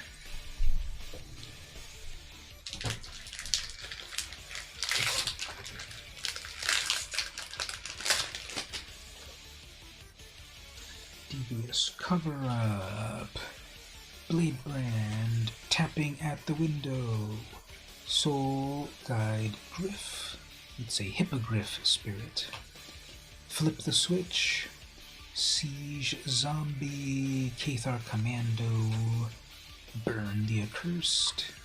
Oh, we got one of these alternate arts. This is beautiful. Dawn Heart Rejuvenator, 4 mana. Human Warlock, 2/4. When this enters the battlefield, you gain 3 life, tap it, add 1 mana of any color. So it's a 4 mana mana dork plus a gain life plus a big blocker, big butt. It's a 2/4. And there's an art. Where have I been putting the alternates? Over here. Oh, and then I got another one right away. Another one of the amazing arts. This is a common, this is a flip card. Shady Traveler, 3 mana. Although, when we get to this point, it is then hard to read the black on black. I feel that it's sometimes Wizards of the Coast takes 2 steps forward and 1 step back. I can't believe after nearly 30 years they just haven't figured out some of these basic graphic design elements, such as black text on a black background is not readable. Clearly white on black is readable, and I know they want to really focus on the aesthetics, but don't kid yourself. Wizards of the Coast stopped caring about 100% aesthetics a while ago and more about gameplay. So they really need to print that in white to be readable. When this flips, so black on white, white on black, clearly readable, but obviously they want to keep the style of what they've chosen, as in these darker backgrounds with dark text. It's just, I have a degree in graphic design that I earned at university, and this is not university level. That's hard to read there. Menace and Nightbound 4/4. Can you combine these cards with older Commander black decks? Yes, definitely. Every card can be used, every Magic card can be used in every single deck, except cards that are silver bordered. Unstable, Unhinged, Unglued, and the recent one, Unsanctioned. And the new one that's coming what's the new one called? Unfinity. That's the next unset. So any cards besides that can be used in every commander deck, every deck ever, except the silver bordered. The thing that you need to do, however, with these flip cards, you need to have it in a sleeve so no one can see what the other side is, or you need to use one of these special cards that comes here that on the back has that and on the front is that. So then you put this, you have to, they want you to write on here what each of these is. You write it in there. So that if you don't have sleeves, you have to use this card, and then you draw this card, and then you bring out this card, but you can't play this card without the back being covered. That's why Avacyn created sleeves. Vivisection. That's kind of a really brutal card to use. I know it's just a medical term, but vivisection is horrible. Real talk in real life. Vivisections are horrible.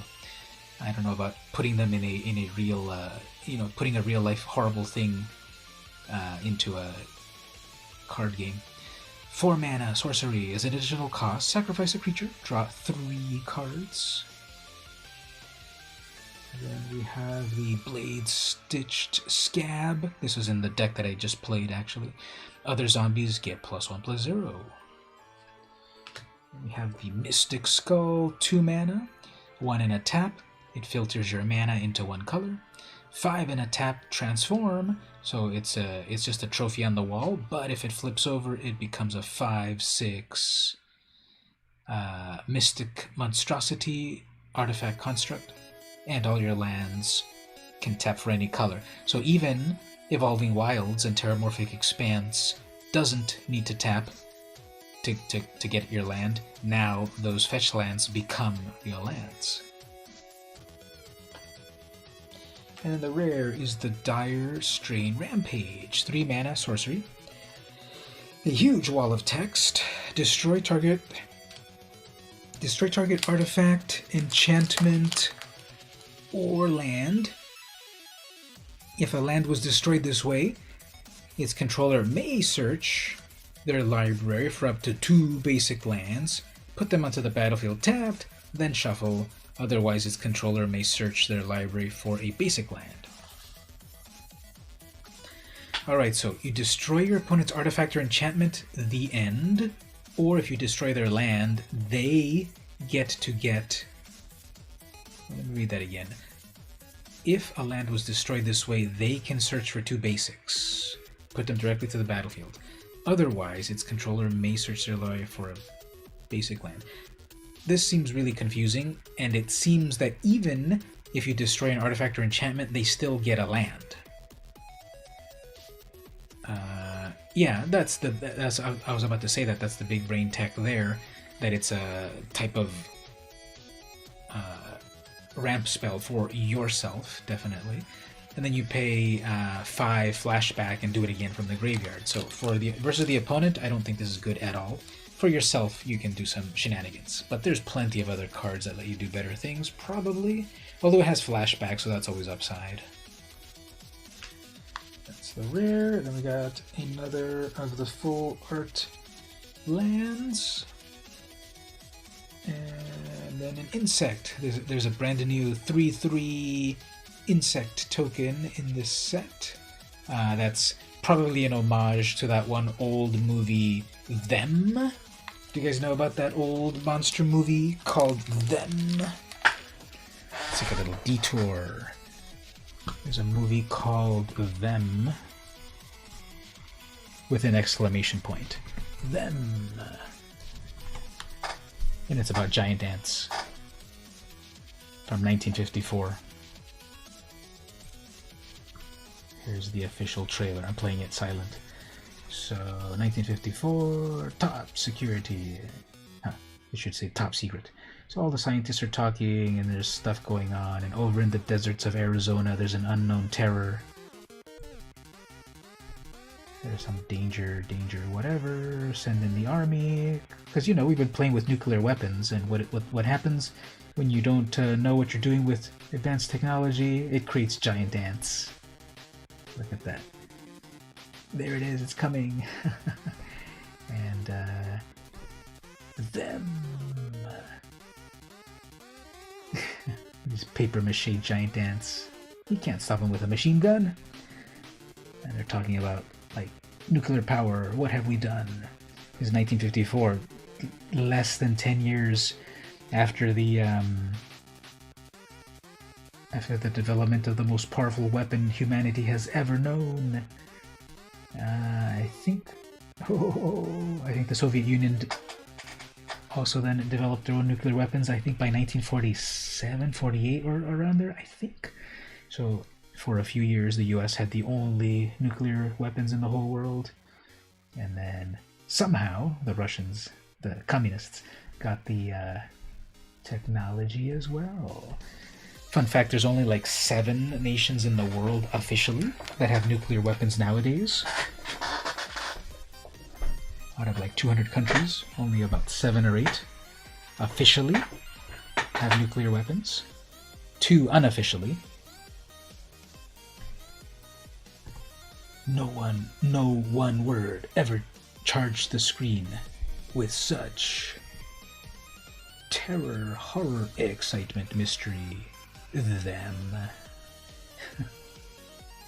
Oh, here they wrote it without the exclamation point. Mimic. Oh, remember that? I haven't got the island yet. We have one more pack. I remember Mimic. That was it. That was pretty fun. With Charles S. Dutton as one of the main characters, I think. No nuke or nuke power in New Zealand. No, it's like I said, it's very limited. It's U.S. Russia, which what does that mean nowadays? Because it was the Soviet Union, which then broke up into about 12 countries. So is it still only Russia that has nuclear powers, or are there satellites like Ukraine and Latvia? Anyway, US, Russia, England, France, India, Pakistan. North Korea is one of the unofficial ones, but they pretty much say that that one counts nowadays. And Israel is also one of the unofficial ones that they've never acknowledged that they have it or not.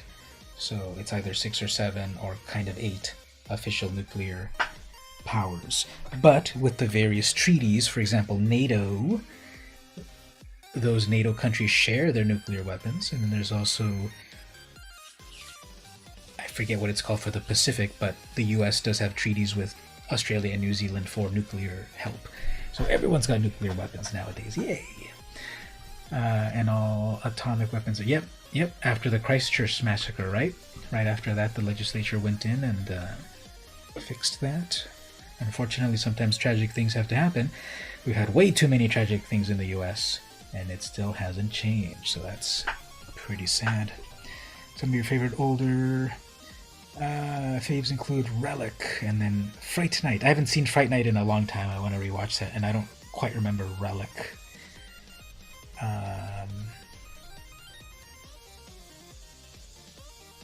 Let's look at one more interesting, hilarious movie with a hilarious title.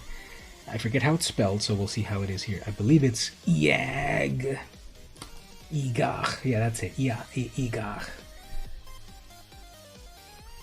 This movie, Igach, 1962. I don't know what it's about at all, but I just remember this. Name. Igach. That's not even pronounceable. Hey, is that a young Kurt Russell?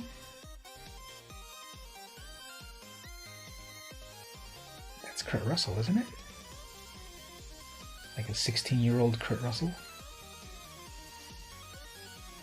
What's this about? Monsters or something? Oh, it's a caveman. A giant caveman type of schlock horror movie of the 60s. Did we really need to see 10 minutes of them walking straight into the cave? We can get a sense in 1 second. And they're eating. Either they got a very short lady or they got a very tall guy, or both, to show this vintage helicopter. Oh, I will shave you. Isn't that, let's not be stereotypical, but isn't that always the way that women are trying to change men in the relationship? And they are out in the desert there. And Egach is coming at them. Yeah, I've never seen any of this before. I didn't know what this movie was about at all. Uh-oh. Oh, I didn't know what this movie was. Hey, isn't that Richard Kiel? He was Jaws in the James Bond movies. Is this a young Kurt Russell and a young Richard Kiel? Let's look at that. Then we'll get back to the final cards of the night. See, this is what you come for the stream, not just magic play, but meandering. Yeah, however that's spelled or pronounced. Who are the people? Yeah, Richard Kiel, exactly. He was Jaws in the James Bond movies. I guess Arch Hall Jr., not Kurt Russell.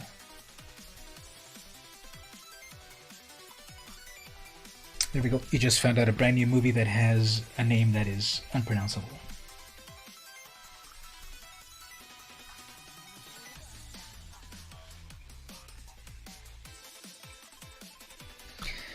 Back to the final pack.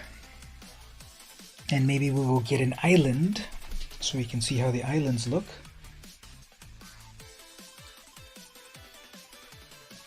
And all that diversion came from the insect token, see? Paying homage to the movie Them. Relic is about some creature in a museum. That sounds familiar.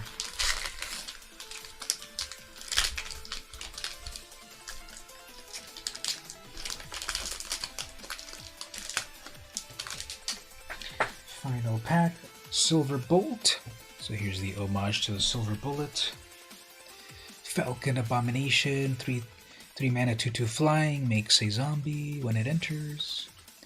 Vampire Interloper. Very nice art. That's the one I was using a moment ago that was very aggro. Maybe some of the flip tokens to see more of the picture. Yeah, we'll see. There's another flip token. Thanks for reminding me. That's a number 9. I already have 2 number 9s. So that's a 2/1 flyer. Might of the Old Ways, 2 mana. Target creature gets +2. This is instant. Creature gets +2/+2. Coven. Instead, Coven also draw a card. So it's Giant Growth, but also draw a card if you Coven. Hedge Witch's Mask, 1 white. A single white mana artifact. Equipment, creature gets +1. This is not an auto-equip equipment, that's interesting. So they didn't do them all auto-equip in this set. Gets +1, equip creature cannot be blocked with big creatures. Equip for 2. Electric Revelation, 3 mana. Discard a card, draw 2 cards, flashback. Stronghold Barrage. 3 mana instant, destroy target creature with toughness 4 or greater. Haida allowed herself a moment of satisfaction as she watched the beast fall, then turned to seek another foe. It would be a long, long night. Festival Crasher, 2 mana Devil, 1/3. Whenever you cast an instant, it gets +2. Locked in the Cemetery, 2 mana enchanted creature. When this enters, if there are 5 or more cards in your graveyard, tap a creature. Enchanted creature doesn't untap. Help! I'm not a zombie, let me out. Not for long. Flip card Morning Patrol. Not Morning Patrol, but Morning Patrol. 3 mana, 2/3, Vigilance, Disturb, so this is flashback for creatures. You may cast this card from your graveyard, transformed, if it's for its Disturb cost, so when it dies you can bring it back. It's creepy out here, isn't it, boy? I always feel like someone's watching us. Now, this is one of the saddest cards ever in Magic, because on the flip side, the dog's owner is dead and is now a spirit, but still comes back for the doggy. On the front side, we get the Morning Patrol, but on the back side, we get the Morning Patrol. Spirit Soldier. It's 2/1, Flying Vigilance, and then it doesn't go back to the graveyard when it dies. You could see the spirits all along, couldn't you? Well, now I can too. Yep, one of the saddest cards ever. Then we get to the uncommons. Caither's Call, 3 mana. Enchanted creature has vigilance, and at the beginning of your end step, create a 1/1 white human. So just make a lot of humans through this enchantment. Pretty nice. Voldaren Ambusher. 3 mana Vampire Archer, 2/2. When this enters, if an opponent lost life, it deals X damage to one creature, where X is the number of vampires. So it'll deal at least one. It'll deal at least one damage for itself from itself, but if you've got more vampires, they deal even more. And this flavor text, I feel this flavor text has been used before. Gotcha. We have the technology to search that, actually. Out of curiosity, I'm pretty sure the flavor text of gotcha has been used before. We can search flavor text. Gotcha. That's how you spell it, right? Gotcha. Yep, right there. I could have sworn I remembered it. Jaya Ballard said it 25 years ago. Good old Burnout. 2 mana. Counter target interrupt spell, if it's blue, and then draw a card next turn. Gotcha, Jaya Ballard. I guess they can use it again because this is a Scream where the other one isn't.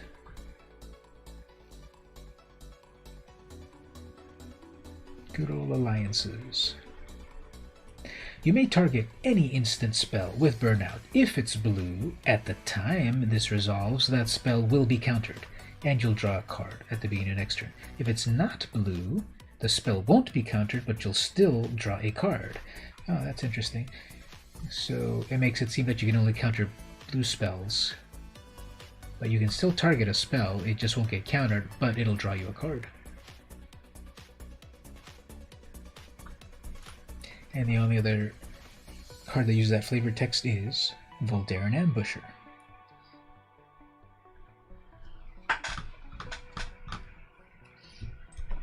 Continuing here.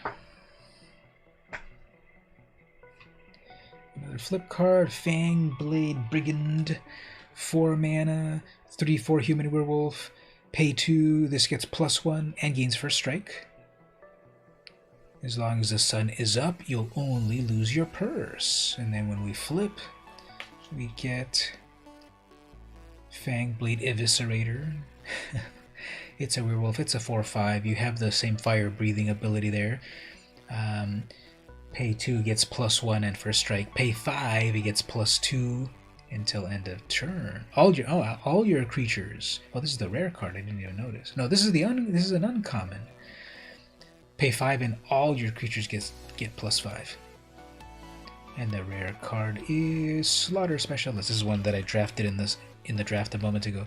2 mana, it's a 3/3. You give the opponent a 1/1, and whenever any opponent creatures die, you get a +1/+1 counter. From every kill, a gruesome trophy. Oh, there's the island. You can almost see the blue aspects, but again, this falls into the dark colors look bad on dark background, which is just graphic design 101. There's a decayed zombie token. There's another one of the things. We'll see if they connect. So let's look at all of the full arts that I got. 1, 2, 3, 4, 5, 6.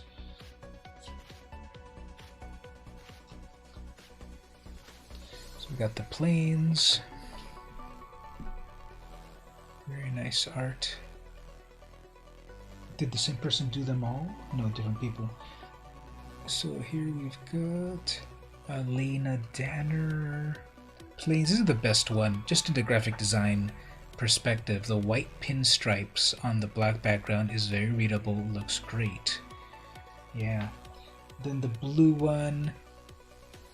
If you catch the light right, you see some of the blue. You don't feel any raised ink. It feels completely flat. But it catches the light a little bit. And then you see it. So this one is fine. But again, dark on dark or light on light is not right.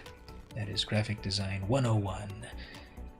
Even the lands look amazing, very cryptic. Yep, they really did a great job of the flavor of this set. So here's black, which nowadays basically, or for a long time, they've used purple to symbolize black. And if you catch it right, you still don't really see it.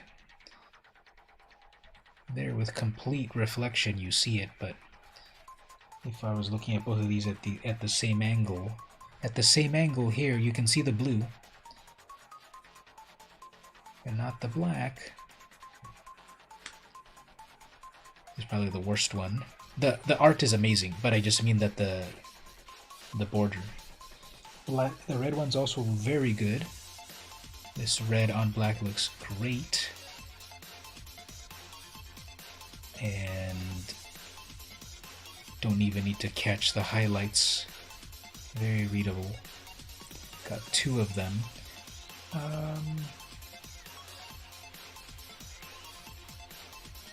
Two of those, and then green is also leaning towards the not great.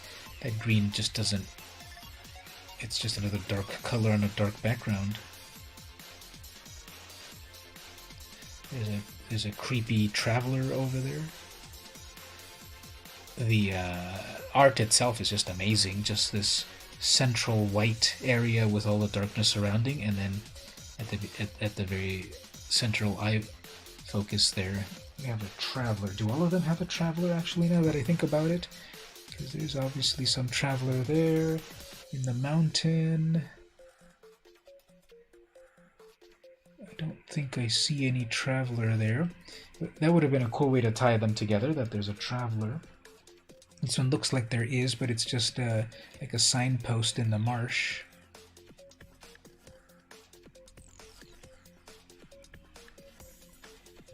The island. There's someone there in that corner right there. Looks like they're raising their hands up in exultation or something. And then in white, no one is there, but it's the landscape. That would have tied them all together if they all had also a person wandering, but those are very nice. I think white is the best, then red, then the rest. Just for the edges, the internal art on all of them is amazing. So what else did I get here? I got a 2. Okay, so I have a 1, I have a 2, I have a 3. Okay, do these connect? 1, 2, 3. Yep, these connect right here. So it is some sort of brush or something. We'll see if they connect with the next row. That's 1, 2, 3. And I got a 5 and a 7. 4, 5, 6 would be the second row. I only got one thing in the second row. And then we saw the third row, and I already got duplicates of 9. So we saw that pumpkin patch connects. And I don't know if it'll show up great on the camera, but we'll put this row here. Then there's number 5 that goes here. And then 1, 2, 3 over here. It's not going to fit in the camera.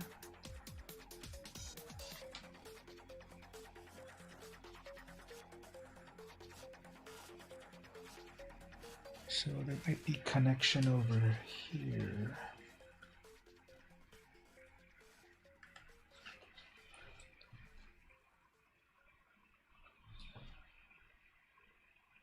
This seems like it connects. That path seems like it connects there. So then with this up here, that seems to connect. We've got some vertical elements right here that seem to connect. So it looks like all 9 of them do connect. And that makes me think, because they had these flip cards recently as well for a couple of sets. I think Zendikar, maybe Ikoria or something. And I never paid attention if those connected. But it looks like these connect for this set. So kudos on that, Wizards.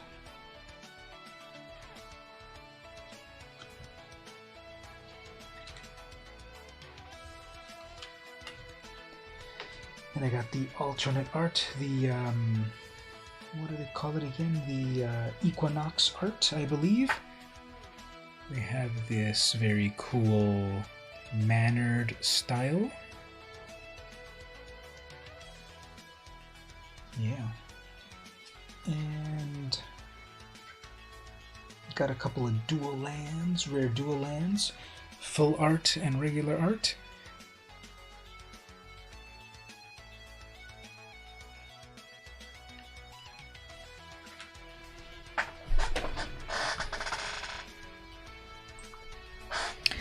I think that's a good ending point there, then. I've been streaming for 4 hours now, I think. I guess 4.5 now.